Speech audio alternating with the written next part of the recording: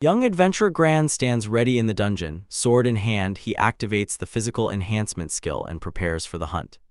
He stands before a formidable wyvern and realizes this is the perfect chance to test his skills against such a dangerous creature. With a sharp lunge, he rushed forward and plunged his sword deep into the creature's hide to finish it off. The monster falls, its life fading, and he stands over it, watching how this battle ended. Then he pulls out his special tool and skillfully gathers materials from the fallen monster. The dull thud of the carcass hitting the ground signals the end of the harvest, leaving him with trophies of victory. Rethinking his position, he realized he had joined the party only temporarily to fill an empty spot in this monster-infested part of the dungeon. Companion calls out, confirming his part is done, and urges him to gather the rest so they can move on. He raised his sword, a metallic click echoed through the cave as he prepared to complete his task. The dungeon was merciless. Over time, the density of magic corroded the remains of fallen creatures and they decomposed, vanishing into the ether. To avoid losing the loot, he worked precisely and quickly, extracting valuable materials from the monster before it dissolved. His companions looked at him with surprise and sudden realization. He was much more than just a porter, a skilled B-rank adventurer. They pondered the essence of their task and recognized that a porter is usually a low-ranking person, hired only for logistics, not for combat. He joined this squad under the guise of performing both combat and support roles, but his real effectiveness on the battlefield began to exceed their initial expectations. The truth was that his comrades were so incredibly strong that he had no choice but to fully focus on collecting trophies. One of them asked why he did not take part in the fight, and he only grimaced with a smile, realizing the irony of his situation. He stood firm, his figure sharply standing out against the doubts of his comrades, who did not believe that a low-ranking porter could be useful in the heat of battle. Ignoring their doubts, he turned his attention to the task and skillfully began preparing food while the others watched, still confused by his unusual role. When the aroma spread through the air, he smiled and said the meat was ready, asking them to be patient while he finished cooking. They began discussing what they wanted, and when one of the companions asked for dessert, he quickly and skillfully set the table for their meal. He moved deftly, easily arranging places as the group gathered around, their tension momentarily eased. The group watched with admiration as he took things out of the pouch. They took it for a magic bag and he did not correct them. In reality, he relied on a special storage skill. The simple pouch was just a lure that hid the true nature of his powers from watchful eyes. He continued cooking, thinking about the decision to hide his rare abilities and contentedly playing the role of a humble porter. He carefully seasons the mixture, adding milk, salt, pepper, and nutmeg to the bowl with precise accuracy. With a confident hand, he cracks fresh eggs into the mixture, fully focused on the preparation. The raw egg slid into the bowl and instantly melted among the other ingredients. Taking out the mixture, he thinks about how most travelers settle for bland, ready rations, but for him, every extra effort to prepare real food is worth it. Companions look skeptically, unable to understand how a team of their rank could eat such a luxurious meal deep in the dungeon. One of them slyly remarked that he is kept in the company not because of rank, but because with him, their meals have risen to a completely different level. He continues working, knowing that although soaking dry rations takes time, the result is much better than the alternative. He suddenly realized, by using his skill to preserve things, carry fresh ingredients and kitchen utensils, he can avoid the torment of tasteless food and at the same time hide his true abilities right before their eyes. He presents a freshly grilled steak to his companions, encouraging them to eat their fill, insisting that tasty food keeps morale high. The group greedily devours the food, their faces glowing with delight. They loudly ask for seconds, clearly impressed by the quality of this meal. One of the comrades enthusiastically says that this food surpasses everything they have tasted in local taverns, and that his presence is a real blessing for their taste preferences. He brushed off the praise with a modest smile and said that, as a growing youth, he simply has a big appetite and enjoys cooking for everyone. When the main course was eaten, he surprised them even more. He placed a freshly baked pie on the table and offered it as a sweet ending to the dinner. The company settles in to enjoy the dessert, and a warm, sincere camaraderie prevails around the table. He mentally reflects on his role and believes that the ability to handle these tasks is the perfect cover for hiding his true B-rank status. The next day, he steps into the Adventurers Guild, and almost immediately a familiar voice calls out his name. Suddenly, a familiar person approached him, sincerely apologized for his previous rudeness, thanked him for the meal, and promised to strive to reach B rank. The boy politely and encouragingly said goodbye, assuring his companion that they would definitely catch up with him soon. As they parted, the group smiled, recalling the dinner. The steak was really excellent, but the true value was in the friendly atmosphere they shared. He was pleased to receive an offer to officially join their party, but he politely declined, explaining that for now he wanted to keep all options open for himself. Alone again, he pondered his path. Although cooperation brought him joy, the tight confines of a permanent group conflicted with his personal goals. He walked to the guild with a firm intention to find another life, one that did not revolve solely around others' expectations. As soon as he arrived, his gaze fell on a housing announcement, and a new idea about the future was born in his mind. He realized that he could combine the work of an adventurer with a quiet rural life and finally begin the peaceful existence he had secretly created for himself. Finally, his dream came true. Thanks to hard work and savings, he bought a quiet house far from the noisy capital, and here, away from prying eyes, he can freely engage in his hobbies and hone his skills at his own pace. With a quiet smile, he opens the status menu, ready to embrace the slow life he had long dreamed of. The young man thoughtfully realizes that he carries within him memories of a previous life, which was before the beginning of his journey in this new world. He recalls his former life in the country called Japan, a place completely different from the reality in which he now lives. In that past life, he lived quite ordinarily and found solace in simple joy playing video games. He remembers how he valued those peaceful days free from the dangers of magic and monsters, when he could lose himself in virtual worlds. Memories of his past life are still alive and vivid, sharply contrasting with the current reality of an adventurer, in which he himself controls his status and inventory. 5 years have passed since he was born in this world, and suddenly a huge wave of knowledge from his previous life surged into his mind. He wakes up in bed, and the remnants of those memories still cling to him as he slowly regains consciousness. With quiet determination, he decides to check his new reality and whispers the command to open his status screen. He froze, looking at the glowing interface. His eyes widened as the numbers of his strength, defense, and magic materialized before him. Running his gaze over the display, he sees his 11th level and the health and stamina bars, which show what his body is capable of now. He was overwhelmed by the realization, in this world one can truly see their stats and gifts. On the screen, his status is brightly highlighted hero, and this title does not at all fit his modest expectations.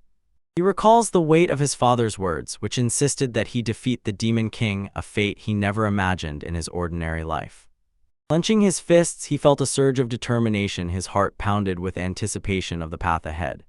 He delves into reflections on his past and cannot shake the thought, do these memories hint that he is destined for something greater, perhaps to become the main hero of a great story? Despite doubts due to his weak gift, he joins other children from the village in the fields and begins practical training in hunting and gathering, which will forge his future. He watched as peers seemingly effortlessly demonstrated skill as soon as they took up weapons, and this sharply contrasted with his own struggle to find his place among them. It struck him like thunder. While others marched forward, his own progress froze, and the ability to wield magic stubbornly remained out of reach. When his friends began easily casting spells, he could only stand and watch, pained by helplessness. No matter how hard he tried, he could not replicate their success. When he looked at his status screen, the mystery only deepened. Mana and magical power indicators were extraordinarily high, but he could not utter a single spell at all. By the age of 10, he had become simply average, watching others surpass him, and a bitter feeling of inadequacy settled in his soul. He bore unspeakable irritation like a heavy burden. The hero status pressed on his shoulders, while any real progress remained unattainable. Looking out at the peaceful village, he thoughtfully imagined a quiet life which so sharply conflicted with the expectations placed upon him. Even monsters in the neighboring forest seemed only a part of nature, no challenge to test his true potential. He gazes into the vast expanses, pondering the distant demon kingdom, where a mighty ruler reigns over the land. In the bustling town, he carefully observes the inhabitants, busy with their daily affairs, and notices, even here, trade and conversations are commonplace. While he wanders, one question lingers in his mind: what truly makes a person a hero? Yet he feels these reflections have long lost any meaning. He recalls legends of heroes gifted with more than one weapon and strange magic, but he dismisses grand tales of saving the world. That is not his path. Walking through the village, he remembers his choice to join the guild not because of some grand heroic fate, but for a very down-to-earth reason. He lives by his unique gift, the explorer, which allows him to hide and organize an endless variety of items in a huge, tangible space. This ability is like a virtual warehouse, perfectly suited to keep inanimate objects, plants, and microorganisms organized and preserved. When his mana capacity increased, he discovered he could store even more, and since then he hunts monsters and gathers materials to fill his storage, mastering his gift. He continues to collect methodically with his unique ability to store. He adds every monster part and every resource extracted from the dungeon to the catalog. He feels incredible pleasure from the sheer amount of materials. He looks with satisfaction as hundreds of wolf fangs, rabbit pelts, and horns multiply in the inventory list. Deep calm envelops him, and it is precisely collecting these treasures that gently soothes his soul. In the silence, he understands. This path to gather and build suits his nature much more than the life of a typical hero. Having secured resources for himself, he aimed at a new goal and set off for the settlement to apply his collection. He stretched, deciding that if he wants to master his production skills, he must strive for the pinnacle of craft, not wander aimlessly. Arriving at the noisy market, he listens as a local explains that traders from other cities gather here and bring rare and valuable items. His eyes lit up at the sight of various goods on the stall. He impatiently dreams of finding treasures that will help him develop his craft. He returned to his companion and asked how the day at the bazaar went. She confirmed that since the bazaar was so large and there were few people, she entrusted the shop to the seller. Walking among the noisy stalls, he noticed that understanding the market is a valuable part of his work. They stopped by a merchant who explained that his goods come from a distant eastern land. He examined the goods and noticed that most had already been sold, only a few interesting items remained. His gaze lingered on a tray with small round objects. When asked if he recognized them, he recalled reading about them in a book. They were sorobosos. Deciding to buy, he inquired whether the dark liquid in the bottle also originated from the eastern lands. The trader handed him a sample and warned that the smell was very sharp. He carefully sniffed the aroma, indeed hit his nose, and began bargaining for this mysterious substance. In a moment, he learned that the trader had purchased the goods from a merchant from the islands and sincerely thanked him for this information. While they were discussing the origin of that liquid, the merchant said that if he searched further, he might find it in the port town of Overlow in the east of the kingdom of Sarandel. Having given the merchant coins for a small bag of seeds, he hides the purchases and thoughtfully wonders what exactly are the seeds of the Rian fruit. Assessing his new acquisitions, he thoughtfully reflects on the discovery of rice products in this world. The existence of Sasa Sake confirms a connection with memories of his past life and makes him wonder what the appearance of such familiar pleasures here means. He pondered, what if others also have the same memories of a similar world, and is it destined that their paths will ever cross? With a clear purpose in his heart, he headed east, hoping to find ingredients that would remind him of home. His companion noticed the things he had bought, became curious, and immediately asked what they were for. He began to explain what these things were, noting that she was not familiar with them. He presented an abacus and clearly showed how complex calculations are performed with it. Enchanted by the device, she looked up. He smiled and offered, "If we don't find a craftsman to make it, I will simply make it myself." She was glowing with excitement and impatient to learn how to use it to ease her work as a trader, while he calmly believed that they could create it.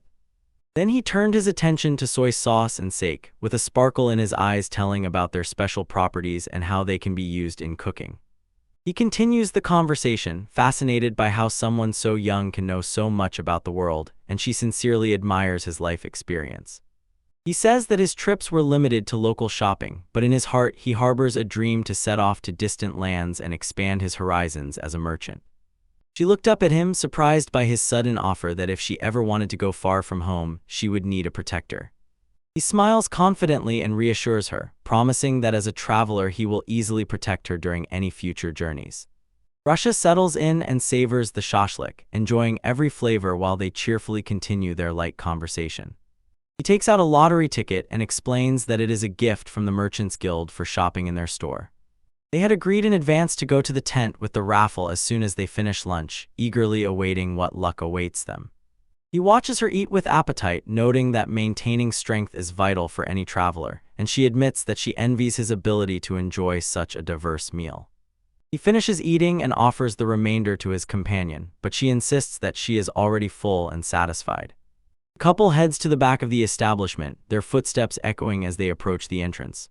When they arrived, they were greeted by a woman with a basket who joyfully welcomed them as if they had returned and kindly offered to lead them to the warehouse. He shows the huge, heavy creature he carried on his back, and the woman gasps in surprise upon seeing it. A heavy silence hung in the air, and the woman froze, stunned by the sheer size of the beast he had brought. She admires his strength enthusiastically, saying that such a feat is only within the power of high-ranking adventurers, and he modestly explains that it is just a simple skill that enhances the body. He confirms that he has not yet delivered the cargo, and she immediately leads him to the back to complete the delivery. Finally, the heavy burden was placed on the floor. It slid across the floor, and the weight from his shoulders finally disappeared. He begins to disassemble the beast and explains that he will take the tongue, tail, and hind part as payment for the work, because the merchant did not need these parts. His companion, eyes full of curiosity, asks if bones are also considered valuable materials. He explains that the tongue has a special texture and taste, the tail is perfect for soups, and the bone is an excellent base for broths. While they work, she notices his considerable culinary knowledge, and he smiles and says that life on the road often forces one to learn how to cook any monster meat that comes along. Now skillfully divided into portions, the carcass, she admires the amount of meat obtained from this creature. He realizes a simple problem: so much fresh meat they will have to either eat it quickly or find a way to preserve it before it spoils. He suggests smoking the meat, says that this way it will become excellent provisions for the road and perfectly suits a drink. She agrees with the plan and invites him to stay for dinner, offering to use some fresh meat for their meal. He enthusiastically offers to cook a steak, explaining to his companion that this piece is tender and rare. When they agree on the kitchen, he advises adding thinly sliced garlic to enhance the flavor, and she gladly agrees. Recalling the past, he does not hesitate at all to cook the dish himself, especially now that he has such wonderful ingredients. He takes up the preparation, skillfully slicing the meat while the frying pan heats up. The butter is already melting and starting to sizzle. The slices of garlic hit the hot pan, a tempting aroma spread in the air, and they began to brown in the butter. Watching the process, she admits that her hunger only grows, but she tries to hold back while he continues cooking. He again turns his gaze to the thick raw piece of meat and prepares it for the final seasoning with. Confident, calm hand makes precise cuts in the meat so that it cooks evenly. Having finished the preparation, he seasoned the meat with salt and pepper, preparing it for the searing heat of the pan. He watches the steak sizzle in the pan, the aroma filling the air, and he assures his friends that the dish will be ready in a moment. Returning to the others, he calls for help with the final preparations, and the boy eagerly jumps into the heat. He thoughtfully reflects on the nuances of cooking. Everyone has their favorite degree of doneness, but he prefers medium with a tender pink center.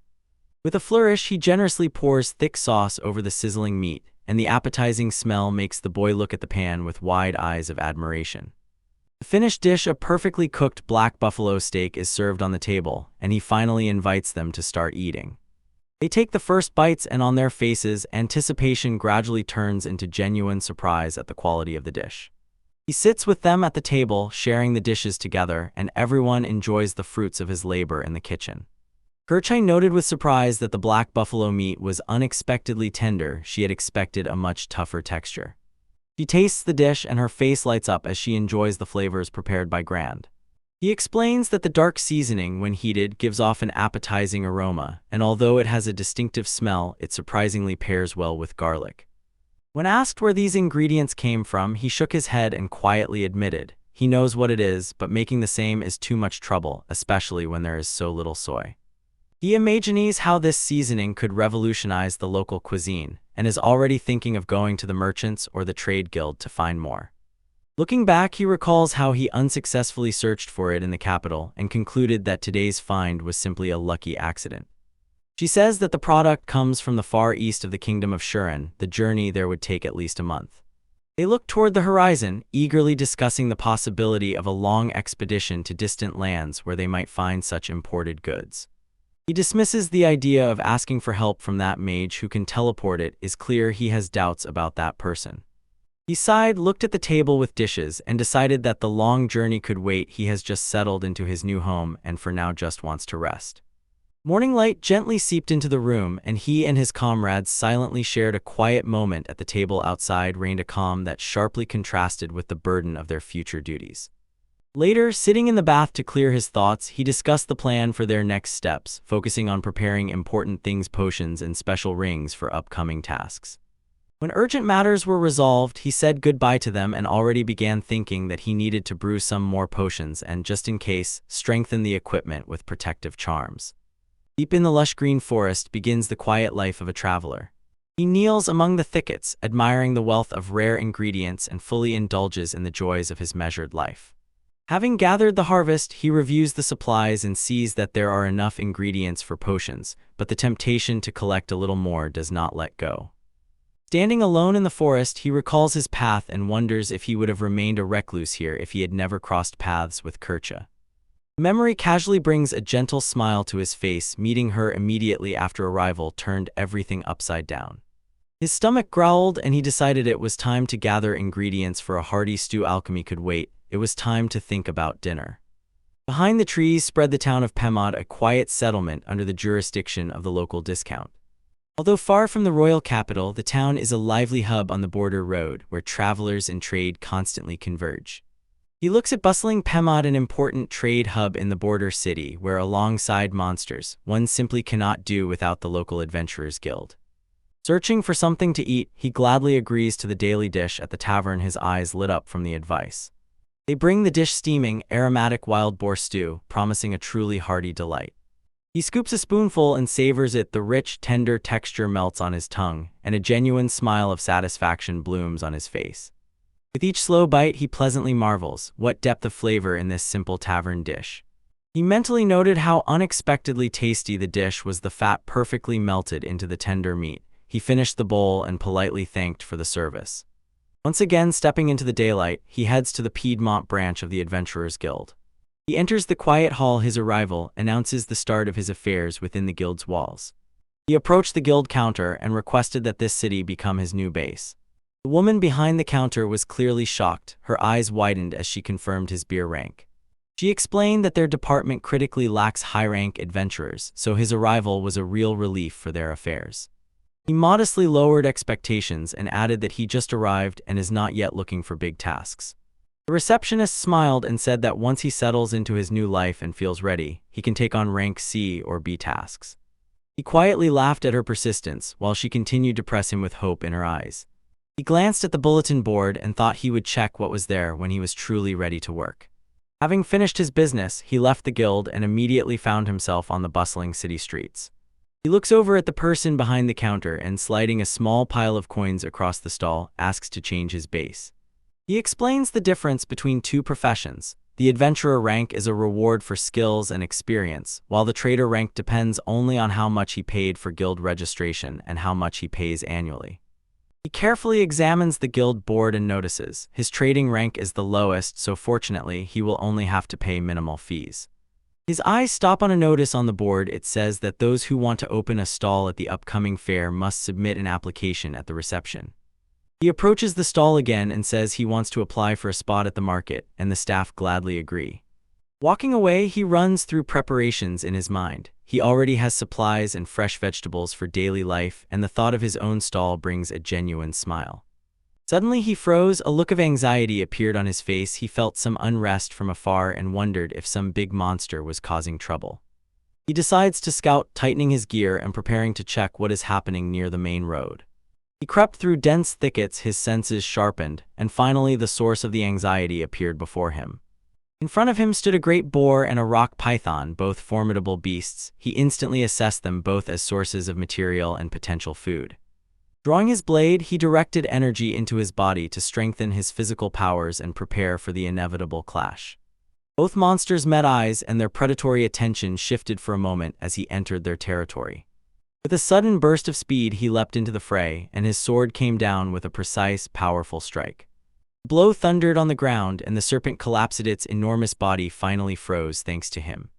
Turning his attention to the last beast, he took a fighting stance, his eyes fixed on every movement of the huge boar. The final blow struck with a dull thud, and the forest once again fell silent. Danger was gone. He exhaled. The blade gleamed as he wiped off traces of the recent skirmish from his gear. With a swift movement, he hides the weapon. The steel instantly disappears into his inventory. He glances at the neighboring carriage, wondering if its passengers have come under crossfire. Hearing a sound inside the covered wagon, he called out, looking for the driver. He decides to investigate further and suggests, if the driver fled, the nearest vicinity should be searched. He finds an unconscious boy on the ground and, checking his pulse, realizes the child is still alive, probably thrown out of the carriage during the chaos. He returns to the carriage and carefully places the boy inside so that he is safe and protected. He approaches the horse and thinks, can he drive the cart by himself? He drove the carriage away from the clash, the wheels evenly rattling over the uneven ground, and the sun began to dip toward the horizon. The young traveler suddenly came to life, his eyes sharply opening in panic. He realized he was no longer alone and shouted in alarm because of his burden. He calmly soothed the boy, explaining that the monsters had already been dealt with and that they were now heading to Payman to make it before dark.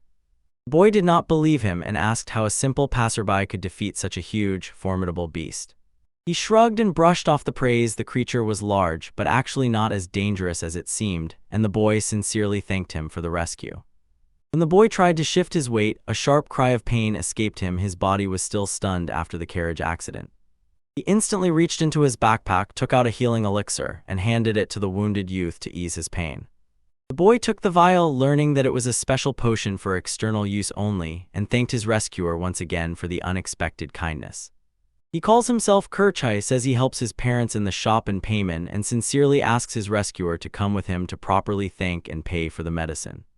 Surprised, the boy asks if the potion is really brewed from herbs gathered around the house, to which his companion modestly confirms that it is just a simple mixture. When he realizes that the medicine is homemade, he freezes, his eyes wide open, catching the simplicity of their origin. Unable to contain his admiration, he insists that his companion must definitely visit the shop. He eagerly wants to discuss matters and find a way to repay that kindness. The cart rumbled along the path while the merchant explained in a passionate tone that he wanted to discuss business with the adventurer.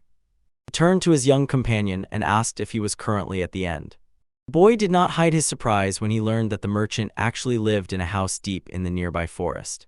They discussed the nature of the forest, and the merchant noted that although monsters swarmed there, it was also full of ingredients for potions, which sparked the traveler's curiosity.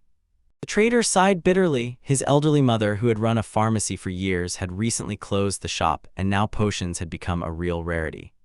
He sighed and explained how difficult it was to get supplies from neighboring towns, too expensive, and there were constant delivery problems. Approaching the destination, the traveler cautiously agreed to listen to the merchant, but only if the terms suited him. They reached the shop where a woman was already waiting for them, ready to discuss the future of their trade. She appears near the Pasero store and, as the evening light fades, loudly calls out that she has returned. Seeing her, the boy rushed forward, worried about monsters on the road, but she calmed him down, explaining that the adventurer Grand helped her safely reach the place. The new woman steps forward, calling herself Alicia Kirch's sister, and sincerely thanks Grant for his timely intervention. Alicia gently asks the boy to wait inside while she prepares to unload the supplies, noting that it is dangerous for a woman to travel alone. He insists on helping with the heavy load, confident in his adventurer's strength, and even the boy's joking remark about his eagerness to help the beauty does not stop him. In the shop, he apologizes for the interference, but Alicia insists, due to the nature of the work, his help is invaluable. She politely thanks him again for his kindness to her sister, and sincere gratitude sounds in her words. The conversation shifts to a reward. She offers him money or any item in the shop that catches his eye. She listened when he explained that he was a newcomer in these parts and had not yet decided which craft to pursue, although he had thought about joining the merchant guild. He threw out the idea to set up a stall at the market or rent a corner in her shop and sell his goods on commission. The proposal caught her by surprise. She even gasped in shock, but he quickly explained that he would gladly accept payment in those potions they had talked about earlier. She cut off his proposal, saying that she would rather buy his potions wholesale than just give him a place to sell. He admitted that he had never run a real business before, and the thought that his goods would be sold in her shop was a very desirable opportunity for him. He catches the moment and asks if he can brew the potion himself. Her eyes widened in disbelief. Could he really brew potions of the highest quality? She could not come to terms with the fact that the adventurer had the skills of an alchemist. She impatiently insisted that he demonstrate his ability to evaluate potions, because she wanted to immediately check the quality of his work. She carefully examines the bottles, noticing with admiration that their quality is much better than what her usual supplier provides, and asks him to make an official cooperation agreement with her. He says that large-scale production is not simple, but he can supply steadily. He explains in more detail the local market needs. Ordinary healing potions are in higher demand than elite ones, and simple antidotes are needed constantly. He tells Kerch to prepare the necessary documents for the contract to finalize their partnership. Smiling, she suggests starting to resolve the specific details of the agreement. The sun sets behind the quiet building, and this is a sign of the beginning of their new venture. In the shop, he thoughtfully considered the special tastes of the locals. The residents of Piedmont primarily sought potions for adventurers. He gets to work brewing inexpensive but wildly demanded restoration potions to keep up with the town's needs. He glanced over the quiet outskirts and realized there are no fearsome monsters here, so inexpensive ordinary potions are popular among local adventurers. Therefore, he decided to bet on economy. He aimed to squeeze as much quality as possible from what he could afford. He was preparing for the task, his face focused and determined while organizing his workspace. On the table lay ingredients, medicinal herbs like yarrow and mallow and magical stones, everything needed for the potion he was about to brew. He thoughtfully pondered the mechanics of his disassembly skill. Simple materials yielded easily, complex ones required much more effort, and he realized it was powerless against living creatures. He began to grind the materials, pouring his own magic into the mortar until the mixture became a homogeneous, paste-like mass. Although he did not know how to cast spells, he found that he skillfully saturated the water with magic, carefully stirring the herb paste into the enchanted liquid so that everything mixed evenly. After an hour of simmering the mixture, he let it cool and carefully poured the finished potion into smaller flasks. He thoughtfully considers the nuances of his craft, realizing that the quality of the potion largely depends on the condition of the ingredients and the precision of pouring the magic. With a focused gaze, he successfully synthesizes high-quality healing elixirs, watching the raw materials transform under his skilled hand. Turning his gaze back to the rest of the materials, he decided not to waste the creature's meat and to roast it. He carefully cuts open the carcass, noting that the bones are large and clumsy, but the meat is quite manageable and safe to handle. As soon as the meat is ready, he generously sprinkles it with salt and pepper and gives it time. This way the flavor unfolds. Then he kneads the dough from flour and eggs, takes a pause, and enjoys a refreshing glass of ale while the dish is cooking. Having decided on the side dish, he begins to cut the potatoes into convenient, small pieces. He finishes, soaks the potatoes in water and heats the oil, ready to complete his culinary creation. He carefully coats the monster meat in flour, making sure each piece is perfectly prepared before lowering it into the shimmering hot oil. While the meat sizzles, he watches attentively as a golden crust forms on it, and his impatience grows because the delicious smell fills the kitchen. When the frying is finished, he places the dish on a plate and admiringly gazes at the crispy crust of the monster meat. Now it can be served. He lifts a piece, blows on it to cool the steam, and takes a careful but eager bite. The taste is a true revelation. The meat is firm but juicy, and the seasoning perfectly highlights its unique flavor, which is impossible to resist. But he dips another piece into vinegar and suddenly realizes the sharp sourness strangely suits the hearty dish and his mug of ale. Satisfied with what he has prepared, he thinks about sharing the treat, and at that moment, a young guest enters the house. He turns around to greet the boy who came to visit him in the morning silence. He greeted the boy, handed over the potion he had prepared, and invited him inside to finalize the deal. Entering the shop, he warmly greeted Alicia. Alicia sincerely thanks for the fast delivery and enthusiastically talks about the impressive quality and quantity of materials he managed to gather. He confidently says that the supplies will last for the next week, and they agree to continue following this delivery schedule.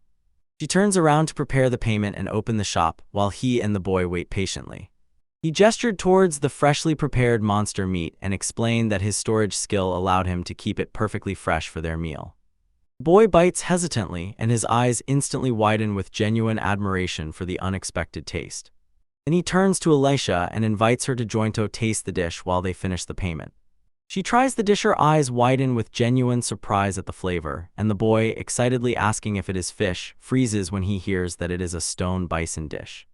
The boy admits that he confused the dish with snake meat and wonders how it turned out to be tasty. He smiles and explains that he made the dish from leftover ingredients from the potion. It turned out much tastier than he imagined, so he offers it to his companions. Switching the conversation to a business tone, the boy asks if there are small bottles available for his potion.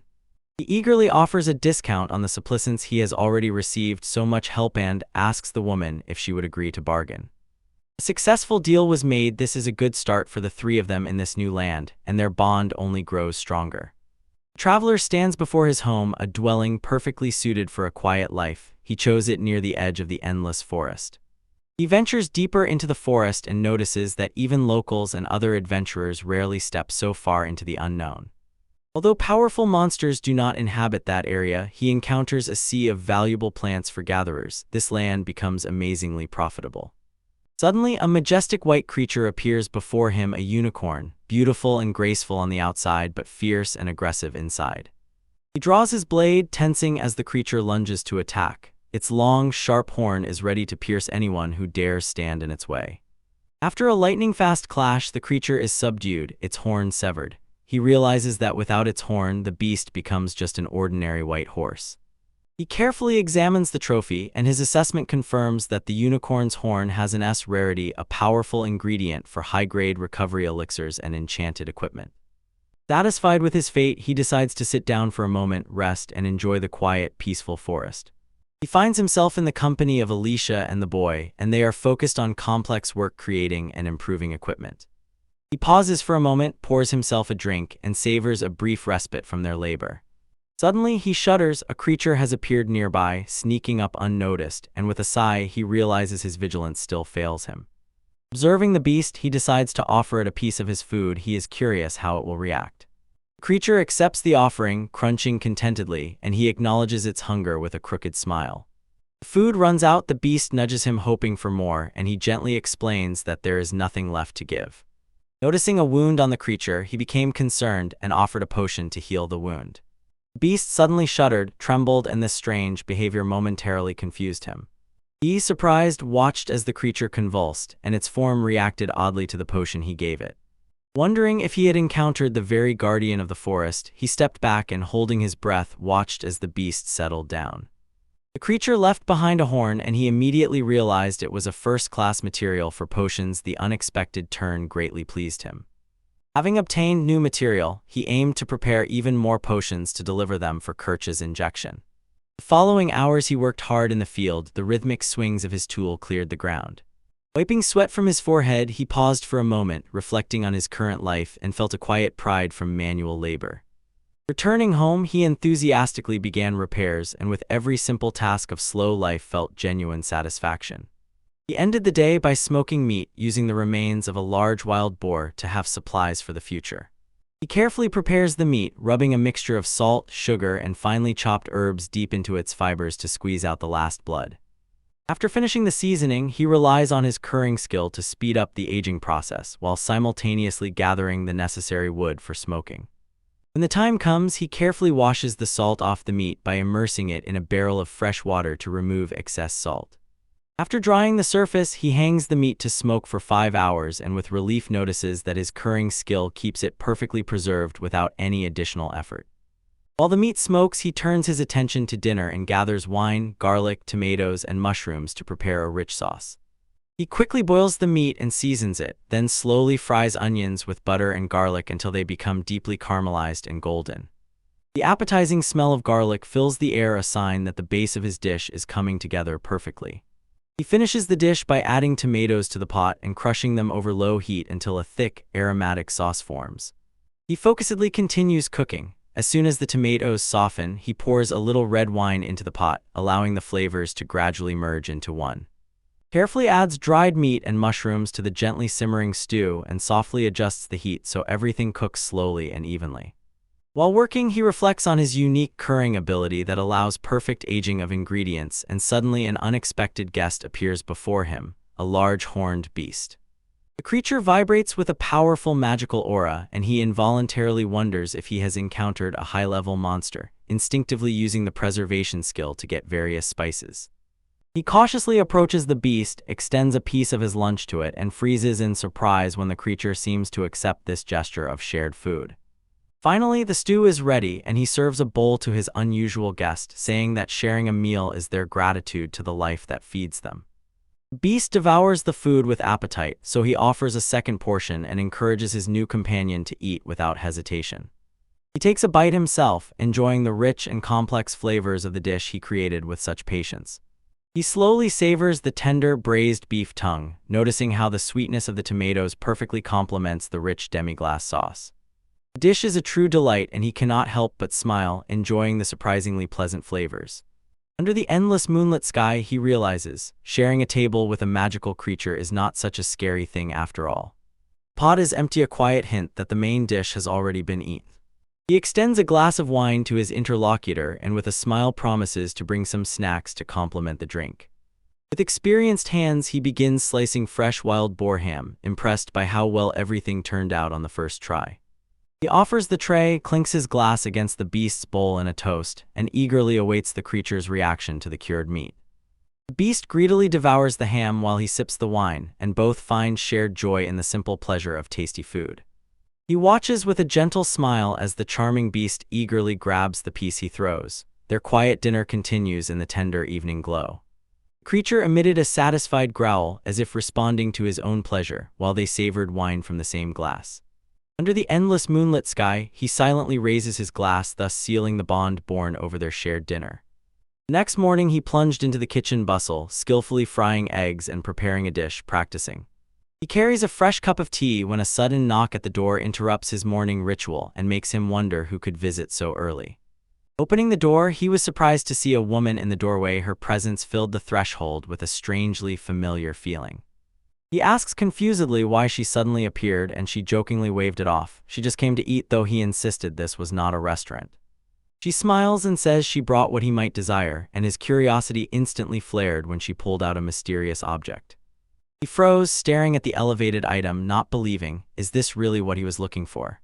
The visitor extends a bag of rice, and he immediately demands to know where she managed to get such a rare thing for his breakfast.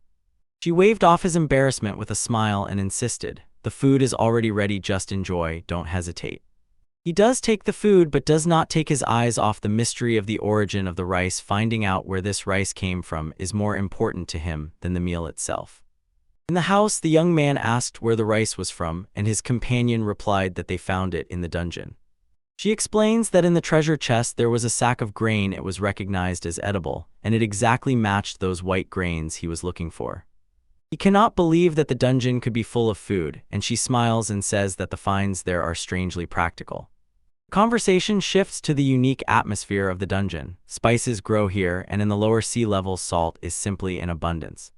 Those depths are purely marine, and they realized they will not go further without a ship to guide them through this area.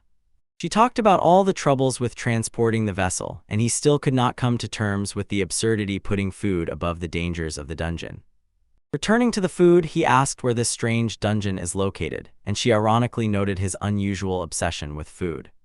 She offers to take him to the town of Botanical and says it is quite close to the place where they are now.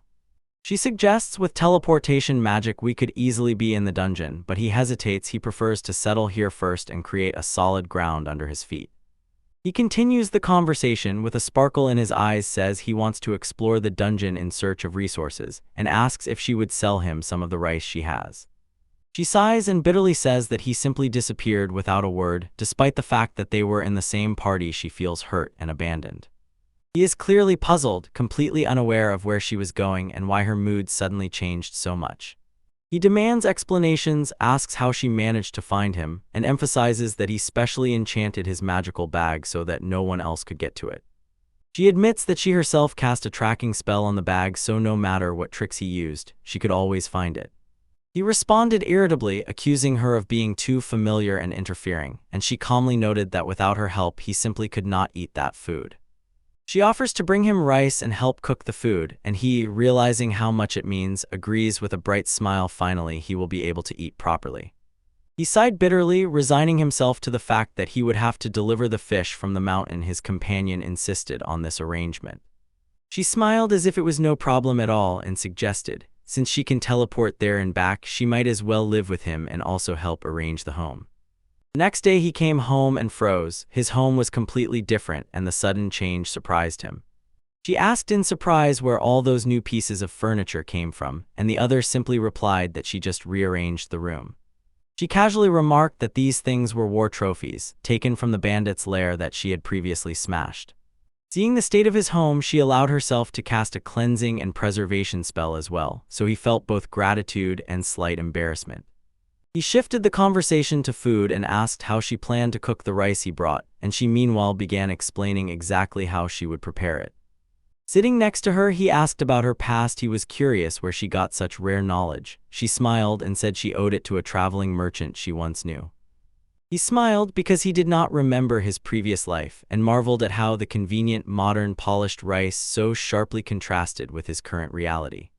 Following instructions, he began washing the rice, preparing to spend an hour making a genuine dish. While working, he looked over the menu and noticed soy sauce and prime meat of the great boar, perfect for katsudon. He gathered everything necessary: onions and seaweed similar to laminaria, and carefully prepared the base for the dish. With precise movements, he sliced the pork loin, coated the pieces in flour and egg, and prepared them to be thrown into hot oil. The sound of meat hitting the pan filled the room, a sharp sizzle promising a tasty dish. He carefully adjusted the heat so the rice would simmer slowly and perfectly, while the pork continued frying. When the kitchen filled with the appetizing smell of fried meat and steaming rice, he felt a quiet, warm satisfaction from his culinary efforts. He carefully lifted the golden brown cutlet from the oil, making sure the oil drained perfectly before proceeding to the final touches of his culinary creation. The chef froze. He wanted to try the seasoning, but forced himself to wait and focused on slowly stewing the onions in a tasty dashi broth with soy sauce and sugar.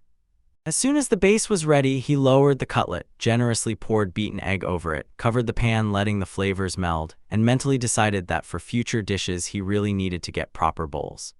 When steam rose from the bowl, he called the others to the table, served the steaming katsudon, and explained that this dish, prepared from ingredients found during their search, had been his staple in the past. He gathered around, and after the first bite, the unique combination of textures and flavors noticeably surprised and delighted them. She enjoys this experience and says that the taste is unlike anything else, not quite salty and not quite sweet, but impossible to tear away from. Watching them enjoy the food, he finally allowed himself to take some, and a satisfied smile blossomed on his face. The familiar taste confirmed his success. The meal continued in good spirits, a tasty cutlet and the gentle, barely noticeable sweetness of the rice a perfect comfort for everyone at the table. He slowly savored the food, noting how the rice perfectly complemented the dish, while his companions were enthusiastically amazed by the unfamiliar, rich flavor depth of the seasoning he called soy sauce. Explaining its origin, he admitted that he had stumbled upon it by accident and thought it came from a distant eastern land, but honestly confessed he did not know where it really came from. The conversation turned to cuisine, and he dreamily considered that with a constant supply of rice, soy sauce, and miso, he could significantly expand his repertoire of dishes. They argued about the rarity of these goods, saying that such items were usually brought to the town of Aburo by merchants on foreign ships. Calculating how to organize everything, he realized traveling to Aburo was far, but the very thought that he could get those necessary ingredients made the journey worth the effort. With a confident smile, he accepted the challenge and assured them that if they got the ingredients, he would take care of the cookies. The group burst into laughter and applause, praising his culinary skills and eagerly awaiting the feasts he promised to prepare. He beamed with enthusiasm and promised to cook something truly delicious as soon as they got the supplies, while his companions looked on with hungry anticipation. Grand Nils hovered over the carcass of the green dragonling, his hands busy dividing the meat, and he mused aloud. Although the creature is small, this task is not quick. It will take at least half a day's work. He sees in the beast a forced bargain payment for a roof over his head and a piece of bread. The hall impresses. A black buffalo and a stone bird dominate here, so the green drake looks merely like a pleasant addition. Alicia approaches and, anxiously asking where he wandered, he gestures toward the preserved crumbs of anticipation. She says the city is somewhat far, but she hunted black buffalo near the eastern mountains and encountered the drake there as well. He loudly protested, saying such a distance is by no means a walk, but she waved it off and said her teleportation magic makes the journey a trifle. She shrugged indifferently and left the butchering work to him, so he couldn't help but remark what an incredibly free spirit she is. He returns to work, understanding that although more effort is required, the quality of the meat is worth it. Sighing, pleased with how the work is going, he wiped the sweat from his forehead. The beast's remains are laid out. Each part has its value. Blood and entrails will go into high-grade elixirs, claws and scales into weapons or armor, and the magical stone to be consumed. With such a reward, he realized he could create a whole range of useful things.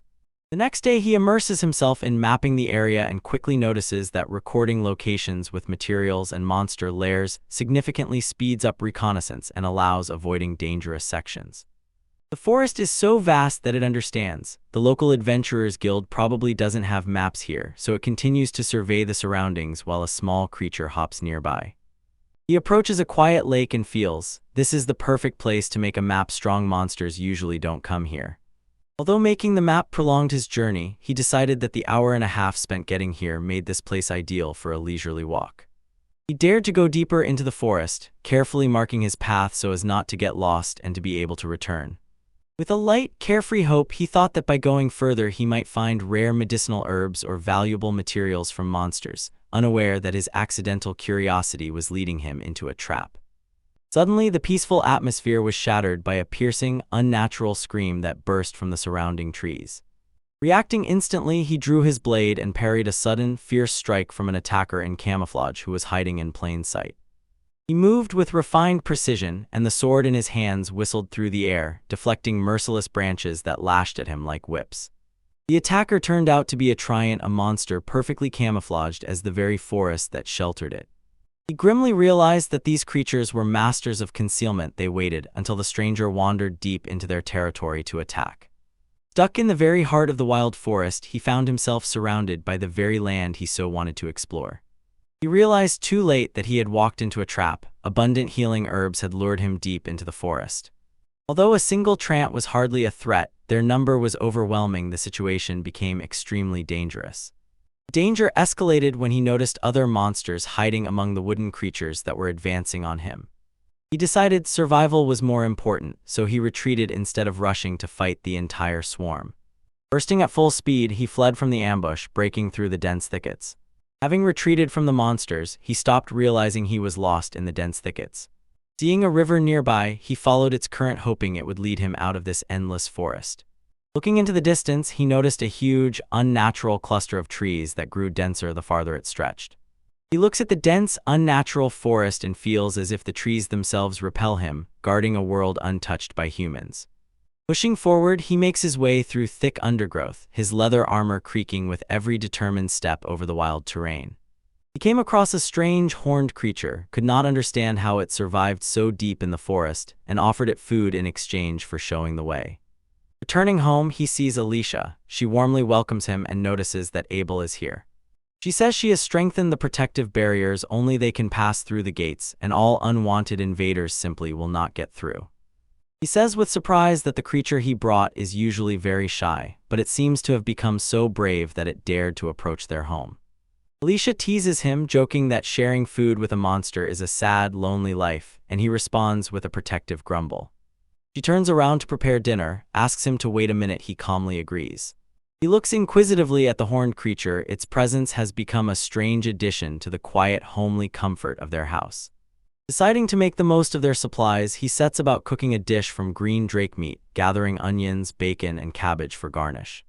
The preparation truly begins. He carefully removes the cabbage leaves and fries finely chopped onions in butter until they become translucent. Then he thoroughly mixes the minced drake meat with the fried onions, adds breadcrumbs, eggs, salt, pepper, and a pinch of nutmeg, then skillfully forms portions, tightly wraps each in a cabbage leaf, and secures them with strips of bacon.